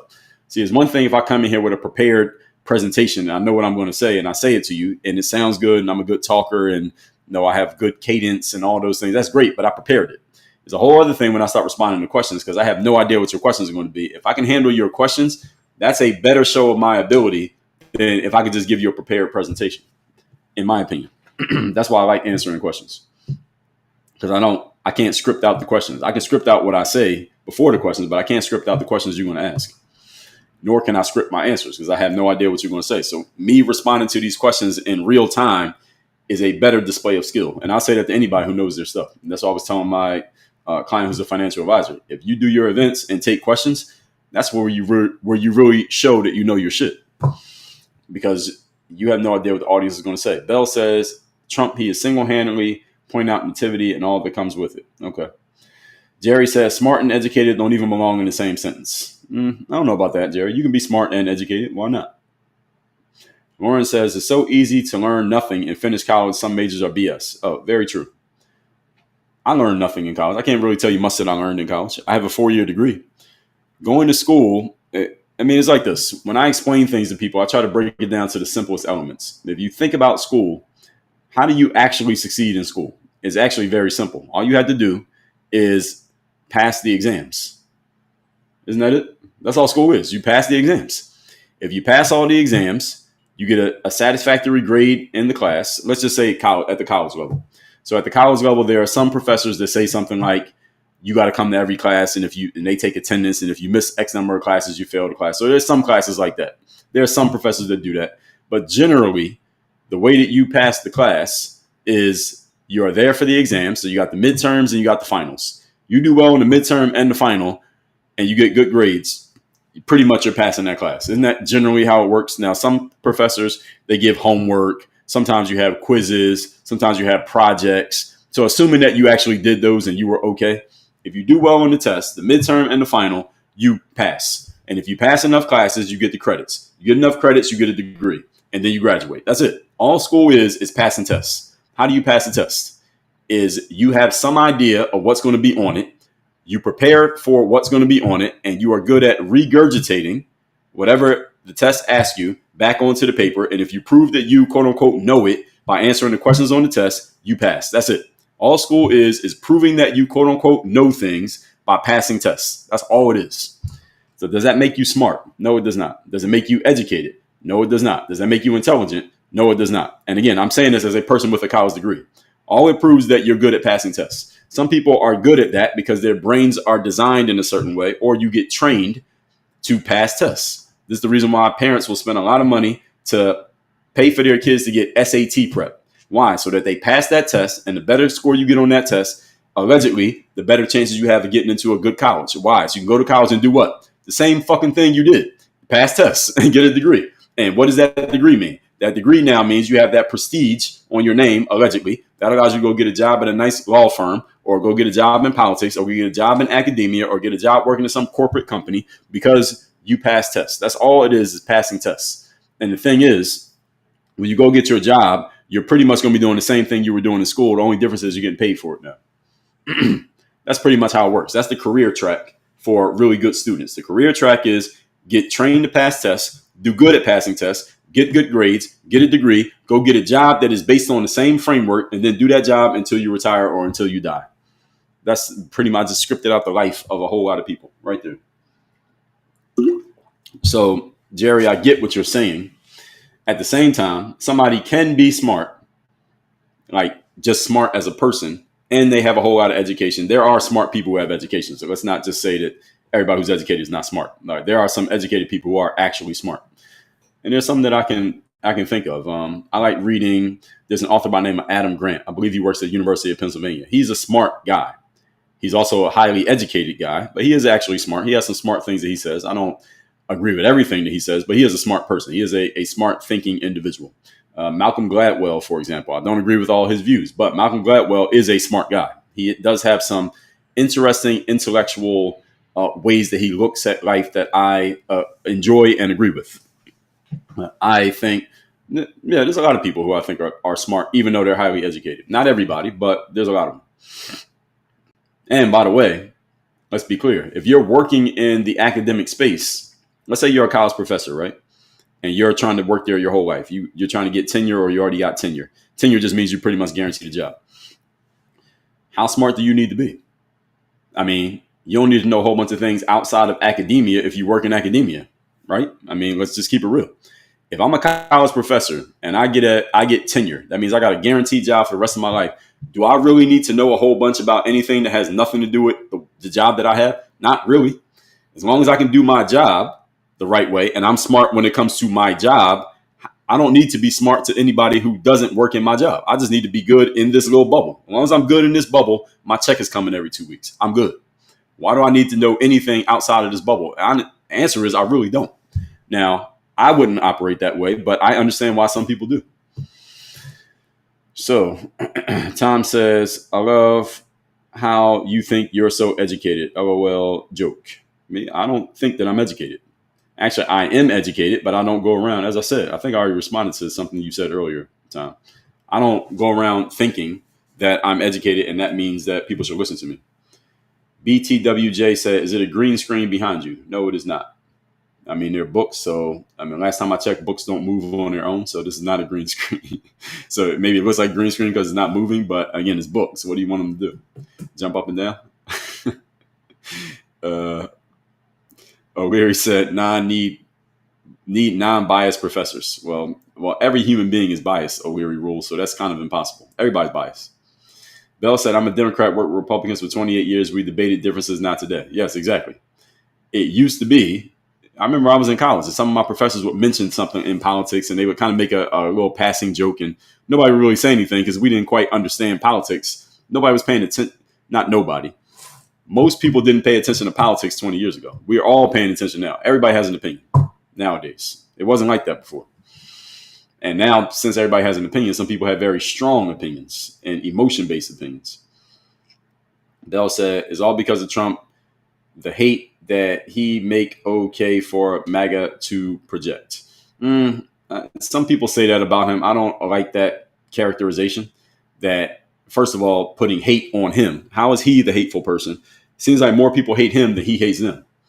And in my perspective, in my opinion, let's just say, it seems like more people hate Trump and the thought of Trump and anything around Trump than he hates them. And then what people do is they say, "Oh, well, his supporters are the hateful people." Well, who's hating them back? So it's a balance because hate is a type of energy that usually it has to be returned in some way, shape, or form. There's a back and forth. There's a tennis match between, let's say, the people who hate Trump and his supporters and the Trump supporters who hate those people because those people hate Trump. And they both can point a finger and say, "Well, it's you." It's like the Spider-Man meme where you're pointing at them and they're pointing at you and everybody's guilty. So I would not put this on, "Oh, well, Trump created that and his supporters created the hate." That's nonsense. Shore said, "Do you think Dems and Republicans are friends during Bush?" I don't think Dems, Republicans, the politicians necessarily. I'm talking about people who support them. What I'm saying is, again, when I was in college, my college professors would say things about the right or the left politically. And I guarantee you they would say those things in front of other people who were on the other side. And it was fine. They could just have a conversation or not have a conversation. Everybody just moved on with their lives. Nobody was going to the office of the president and trying to get the other person fired because they had the wrong opinion politically. That's what I'm saying. Bell said, "I think people who show they are Trump made it okay." Well, it's easy to put it on them if you're on the other side of the conversation. It sounds good that way. Charlene said, "People don't have the emotional maturity they once had." I agree. That's really what's happened. Is social media has allowed people is giving people an outlet to just speak recklessly in ways that nobody speaks in person. So in some ways, real life is still is the same in some ways, not every way. Let's see. David says, "Everybody is always the victim these days. So soft." Yes, that's another thing that social media has made this a bigger thing. There's a book by, I believe it's Jonathan Haidt. He had a co-author. I can't remember his name. But the book is called The Coddling of, what's it called? I think it's called The Coddling of the American Mind. He has another one I'm about to read. The one that I'm about to read is called,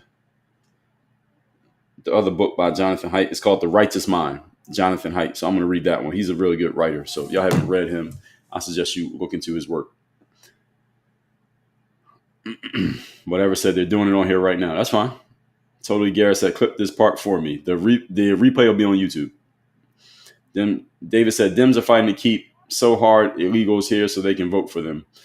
Yeah, I mean, I broke that down when I was talking about the election in 2024, is that Kamala was talking about a path to citizenship. They want more people to come in this country, get them to become citizens as quickly as possible. When they become citizens, now you can vote, and then they're going to vote for the Democrats. So they're basically trying to create an electoral majority by shipping new people into the country, which should not be allowed. And this is why I'm 100% okay with Trump pushing back against it. Even if I wasn't a Trump supporter, we don't want, none of you, even if you don't like Trump, even if you're a lifelong Democrat, you don't want either political side to have so much advantage that they can't lose. And once either side gets to the point that they can't lose an election, you're going to get corruption because they know they can't lose. And they'll just do whatever they want because nobody can push back against them. You don't want that. You don't want either political side winning every election easily. The Democrats nor the Republicans, neither one of them. Traditional said, "I was just telling a friend this, folks don't think anymore." Yes, very true. User said, "Real talk, education is a must." Well, how do you define education? Carl said, "People have been so conditioned to hate Trump that logic and reason have been put to the wayside." That's very true. And the thing is, Trump came out in such a unique way compared to the average politician.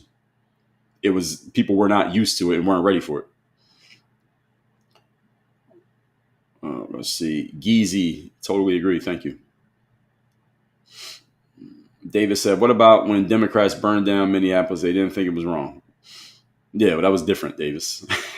According to what they said, that was different. What about when everybody went outside in the summer of 2020 and we weren't supposed to go outside because you'd be spreading the virus? But everybody went outside to protest and that was just accepted. God has said, let them go on thinking they know. I don't care to educate them. Well, I mean, if you're a teacher, ain't that what you're supposed to be doing? Kudo, good morning to you. James Collins said, you have a couple of those social media know-it-alls in your comments. Well, some of them think I'm a social media know-it-all. That's the thing, James, is that everybody, when they disagree with someone, they think they have the information and that you don't, and then you could think the exact same thing about them. So again, how do we prove it? The answer is you can't prove it. Dad Merle says, got to teach them the Dunning-Kruger effect. Now, see, the issue with the Dunning-Kruger effect, and those of you who don't know what that is the effect that basically a person who's dumb who thinks they're smart. And the issue is everybody can use that against the other person who they don't like. So if you ever say that somebody is the living embodiment of the Dunning-Kruger effect, they could take the exact same phrase and say it about you. So, I mean, where does that take the conversation? Keith Hart said, I use the 5 common topics to teach critical thought. Well, it's good that as a teacher, you're teaching critical thought. That's a good thing. As long as kids should know that, and it should be taught in schools. It should be a whole class just on critical thinking. Whatever says it's going to be hard to correct to fairness to be taught or learned. Well, that's never going to happen.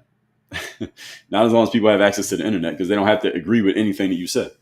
David said, Democrats believe everything on the news and take it to heart. Well, it depends on which news we're talking. Masterful said, test the strength of the material set, fire to the box. What does that mean? Pamela said, thanks to all our teachers and professors. Well, I say thanks to the teachers. I don't know about the professors. Pamela, I'll hold off on the professors. The teachers, yes, because teachers, I believe people who are teachers, I'm talking K-12 teachers, do it because they actually want to. They do it I think most K-12 teachers do it they really care about kids, because it's not like you're doing it for the money. As a college professor, you can make pretty good money. You can make money to put you in the top 10% of income earners teaching at a college. Not all of them, but you can. At a K through 12, you probably can't get there. So if you're working at a K through 12, that's you're doing that from the heart. Generally, I'm not saying every teacher, but generally I would say K through 12 is that. The professors, they may be doing it for the prestige. When you're a professor, you have prestige. If you're a 5th grade teacher, there's no prestige attached to being a 5th grade teacher. There is prestige to being a professor at a certain university. And as soon as you put prestige on a job, now I'm not sure you're doing it for the passion or you're doing it for the way it looks. So that's why I don't put K-12 teachers and college professors, I don't put them in the same box. Betty, thank you for the follow. Keith said, define, comparison, circumstance, relationship, testimony. Works beautifully. All right. Well, I'm glad you have that framework. Let's see. Whatever said, I don't believe any of them. I think for myself. Well, most people, whatever, say that they think for themselves. But then we hear somebody say something, then we say, well, you're not thinking for yourself. So again, it's a challenging frame, because most people would say the same thing that you're saying. But if somebody who really disagrees with you, whatever, heard you talk, they would say you don't think for yourself. And now you and them are arguing. So Carla said, most people don't want to think. Yes, it's true. 3 truths about human beings. Most people don't think, they don't read, and they're lazy. You want to know 3 truths about human beings. These apply in every space in life. Most people do not think, they don't read, and they're lazy. So if you want to get most people on board with you, don't challenge them to think. Don't ask them to read anything, and make things really, really easy for them. This is what most people are attracted to. They don't have to think. They don't have to read anything, and it's really easy. This is what most people are attracted to. This is the reason why entertainment pays more than education, because education requires thought, reading, and effort. Entertainment does not require any thinking. There's no reading, and there's no effort. Again, Kim Kardashian compared to all the teachers in the state of California. That's the reason why. Because to consume Kim Kardashian, you don't have to think, you don't have to read, and you don't have to do any work. To go to school, you got to think, read, and do work. You understand? So, misinformation, enter the chat. I see what you did there. Traditional all day said, you are so right, Dre. We must change our mindset. Yes, and we only do it on a person by person level. You can't make everybody else do it. Phelan, thank you for the follow. Traditional said, and then while driving, you only pay attention to the GPS. Yeah. Dad Admiral said, I do it so I know there's unexpected traffic. Okay, unexpected traffic I can accept. Navigation has traffic. Okay, so all of you are saying the traffic. Okay, all right, I'll accept the traffic. Clade Gray said, heck yeah, you don't go anywhere blind in ATL. Okay, fair enough. Chesapeake said, guilty with the calculator. Yes, I do it sometimes too. James said, only in suburbia hell, all the houses look the same. Michelle said, we can't even remember family and friends' phone numbers these days. Yes, that's a good one right there. We used to know everybody's phone number. And if you grew up, if you were old enough to have been around before you had a phone before 2010, 2005, you knew everybody's phone number because you might have to make a call and call them and you ain't have a phone to look at. You just knew the number. And we used to know everybody's number. And it used to be way back in the day, you used to have a phone book with everybody's phone, like an actual book with everybody's phone number in it. Michael said, in the 90s, I could drive from New York to Florida, no map, all memory. Now I put GPS on my home streets. Yes, exactly. Ebook outlet say you just check for crashes. Okay, fair enough. Carlos said, one of the school districts here doesn't even teach cursive writing anymore. I would bet that's true. I would bet that that's true. What's the point? Because people don't even write with their hands anymore. So it's crazy. Fishing said, the system is defending itself by inspiring people to hate each other, cause a fight. Yes, because what it does is it gets everybody excited. And when you're excited, you go back to the internet and they make more money. Floyd says, fourth recession coming due to Republican economic policies and Trump. That's what some say. We'll see. We'll see. David said, there's never 10 good stories. There's always 9 bad and 1 good because they had to put 1 good. Carla said, how are they supposed to be able to read our family documents if they can't read cursive writing? Because it's going to be on ChatGPT, Carla. Of course. Obviously. They don't have to read it. Let's see. Where am I? We got 12 minutes here on the comments, and then we're wrapping this up, folks. We will end at 10 o'clock on the dot, if not sooner. Where are we? I'm trying to find where I was in the comments. They refreshed on me. So I'm not going to get to all these comments today. I'll tell you that right now because I'm looking through them and there's too many. All right, so I'm going to go a little bit faster. Patsy Barrow and Lee Duchesne, thank you for the follow and the share. My opinion on the Metcalf Carmelo case, I talked about that like 3 different times, user 713. Watch my replays on my YouTube.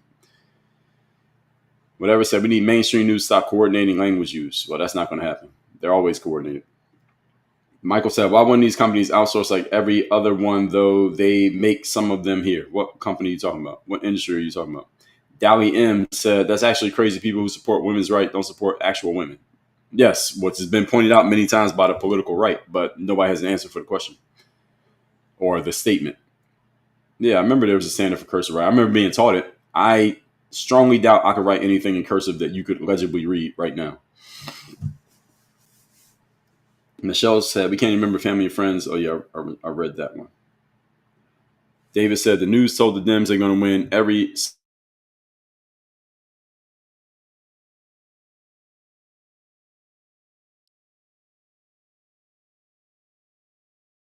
Be back in Rumble. I'll be back. Rumble, YouTube, X. Every time I'm doing a live, at about an hour or so, it refreshes the screen. Rebel Without Applause said, people are indifferent and simply do not care. Apathy is more definitive. Okay, that's possible. Depending on what group of the society you're looking at, I can see that. Good morning from WV, Dirty Riva. Shout out to West Virginia. Michael said, our ability to disagree and still get along is our power, and we've lost it big time. Exactly. That is correct. David said, DEI is so dumb. Well, depending on who you ask. Depending on who you ask is very needed. Let's see. Kudo said, wouldn't it offend you being hired for your color, not your intelligence? Well, it depends.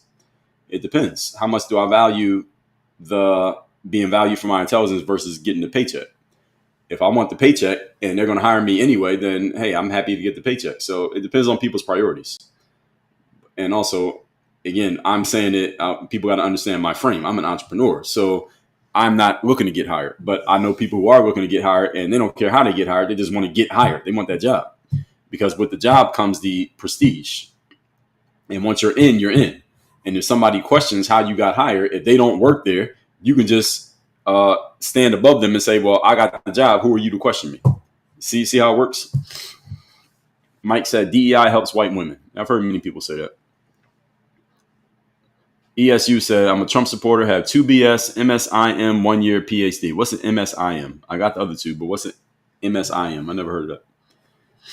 Pork Chop said, when do you think the no tax on overtime is coming? I don't know. When they say it was coming. If they already signed it in or did an executive order, they should tell you when it's going to get enacted. You can look that up on the government website. B said, just because you have an art degree doesn't make you the most educated. LOL, you have to chill. What do you mean? You talking about me? I don't have an art degree. I have a degree. It's not an art. And the most educated, I don't know if you're talking to me. I never consider myself the most educated. I don't even care about who's the most educated. I told you, open marketplace, folks. What matters is the open marketplace, not education.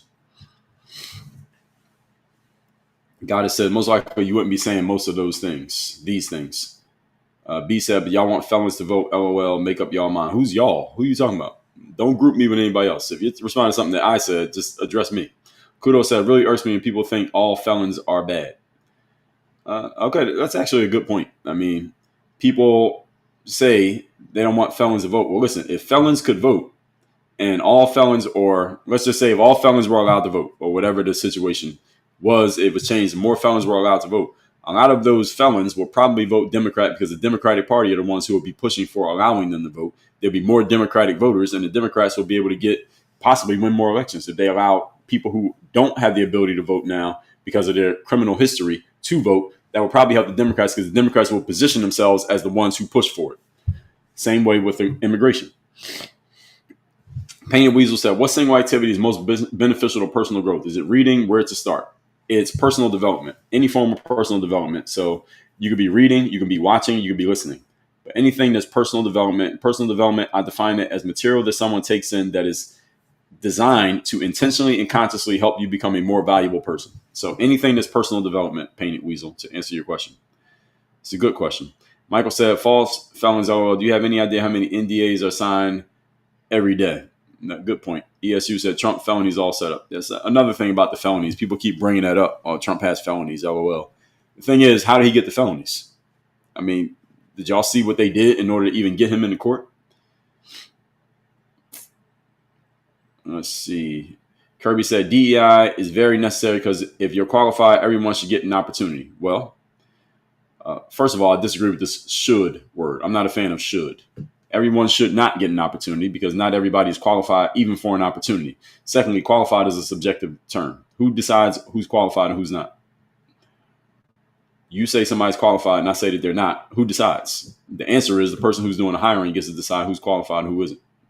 It's just like a girl who's out dating. Every man is not qualified to be her boyfriend because she gets to decide. Even if the man thinks he's perfect, if she doesn't like him, it doesn't matter what he thinks. So qualification is highly subjective. Kinza says, I remember I used to watch basketball videos like 10 years ago. Yes. Shout out to people who used to watch my basketball stuff back in the day. Let's see. Where are we at?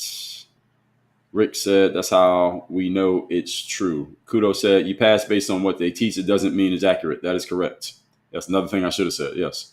You pass in school based on regurgitating what was taught to you. It doesn't even mean that what was taught to you is actually the accurate information.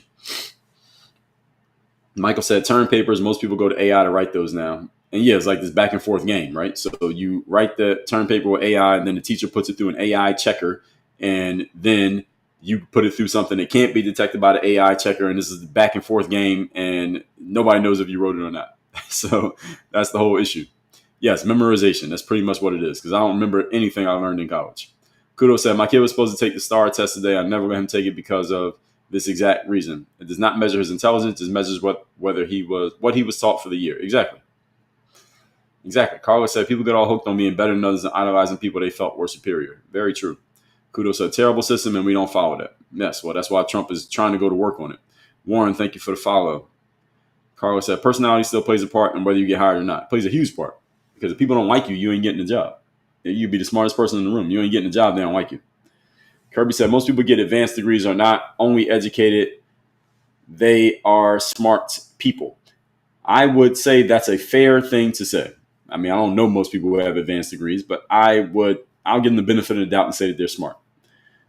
Now, it depends on what they're smart at, Kirby, because you can be smart at things that the average person doesn't care about. Because if you get an advanced degree, usually you're going to use that to get a certain career. So they're smart within their career, but are you smart outside of that space? And that's the question that I'm asking. It's like a fish in the water is a genius, but bring that fish on the land and it's a different story. David says, people get a college degree to work 9 to 5 and retire and make 60 grand a year is a scam. Well, some people, not everybody. Some people get a college degree for other reasons. I got a college degree and I didn't go do any of those things. Doctor said, only doctors, lawyers, and specialists need a degree. Need? Yes. Now, want is a different story. And a lot of times people do things, David, because they want to do them. That doesn't make them wrong. A lot of things I do because I want to do it, not because I need it. Kudo said, my blue-collar husband, no degree, makes more money than people with degrees. Yes, you picked the right career. That's very much a thing. And he don't have student loans to pay back. Marky Man said, I'm smart. I am listening to you. Can you debate that? What do you mean? What's the question? Kirby said, people who are questioning your educational smarts are normally uneducated people. Sometimes. And sometimes people who got more education than I got. So I got a 4-year degree, but somebody with an advanced degree, if I'm trashing, let's say, being an academic and they're an advanced degree who works in a college, they may be offended by the fact that I'm saying that. So then they'll push back against me and they'll try to discredit me because they don't like what I said. I understand why they're doing it and I can explain why they're doing it. So I don't mind them doing it because I understand it. I've seen it before. So again, anything anybody can say to me here, I've already seen. Leadership said, I have a doctorate in leadership. See it as a mantle of service I now wear, not a title of affluence. Okay, fair enough. I didn't know there's such thing as a doctorate in leadership. Like leadership is actually a subject you can study in school. Like you can major in leadership. That's a thing. I never heard of that. So that's a new thing to me. Leadership talk, please explain that. Is there a certain thing as a doctorate in leadership? And what school did you go to get it?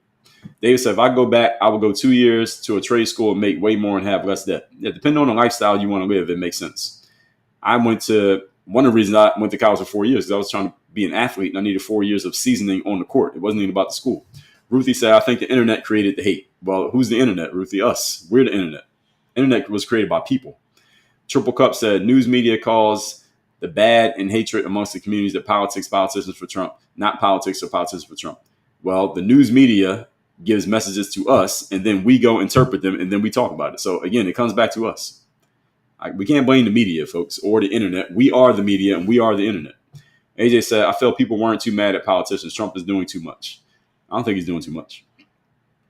Kirby said he has given people a reason to hate. People only reacting to his actions. No, I disagree with that. That sounds good. And it sounds like a convenient rationalization for having hate for another person. Oh, he's giving me a reason to hate him. Nonsense. It's like you punch somebody in the face. Well, he gave me a reason to punch him in the face. Okay, well, you're still going to jail for battery. So does that make it okay? B said, that's insane. Family will fall out over a vote. Oh, that happens. Happens a lot. All right, a couple more, and then we got to go. We got 1 minute left here, then we got to go. Robert said, you can't deport them illegally, however. We already addressed that. We did that last week. User said, Obama has a record for deportations. That is true. Sabrina said, any thoughts on Pastor Philip Michael? I don't even know about that. T said, am I supporting Trump? What does that even mean? That's slippery language when people say that, supporting Trump. Robert said, due process applies to everyone. I did a whole album on that last week, Robert Drake. You talking about that, so you got to watch the replay. Someone said, just rotate Dems and Republicans every 8 years. Interesting idea. Interesting. Pritchard said, professors that care, LOL. Well, I think they all care. The question is, Pamela, what do they care about? So, again, we got to go deeper on that. What do they care about? Forever said, that's a very twisted thought process. I don't know what you're responding to. Maxwell said, 98% in the box, so test the strength of that AI learning model by putting fire to it. I still don't know what that means. I still don't understand what you're saying.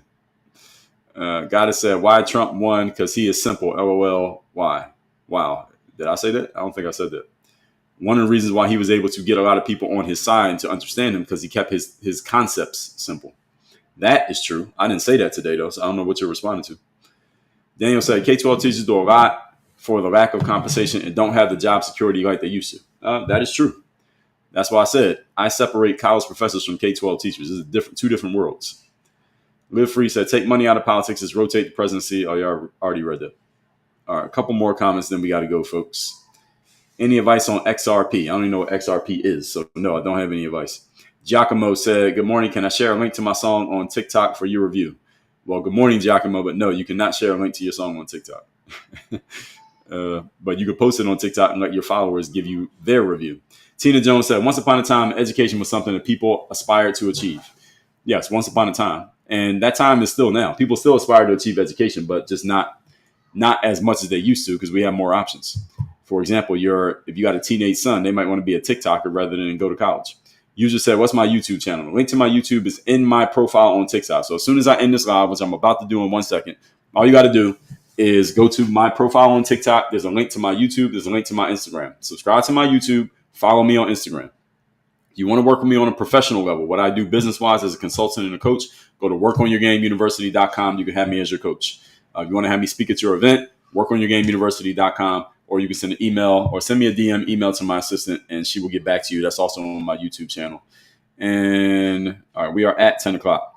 So everybody, I will see you all tomorrow, 8 a.m. Eastern. We don't know what the topic is going to be tomorrow. I got to pay attention to X and see what's going on in the news, and I can find something. Any of you got an idea of a topic that I should talk about that I haven't already? Any of you got an idea for a topic? This is the last thing I'm going to ask before we wrap this up. I am going to talk about the information war. So that's coming. I might do that tomorrow. I might not.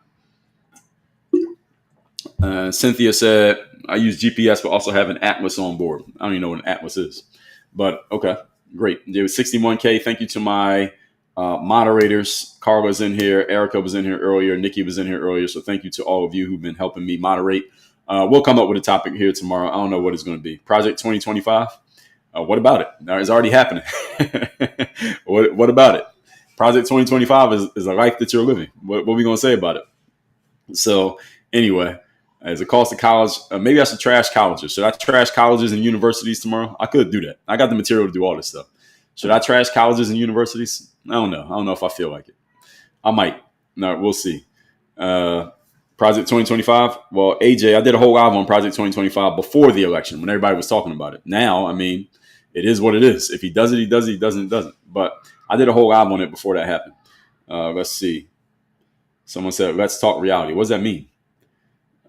Maddie said, I would like to hear about your health routine. I don't know if I could fill a whole hour talking about that. I could tell you in 10 minutes. We'll see. We'll see. I'll decide. TBD is the topic for tomorrow. To be determined. I will see you all tomorrow, 8 a.m. Eastern. We out of here. Everybody have a great day. Work on your game.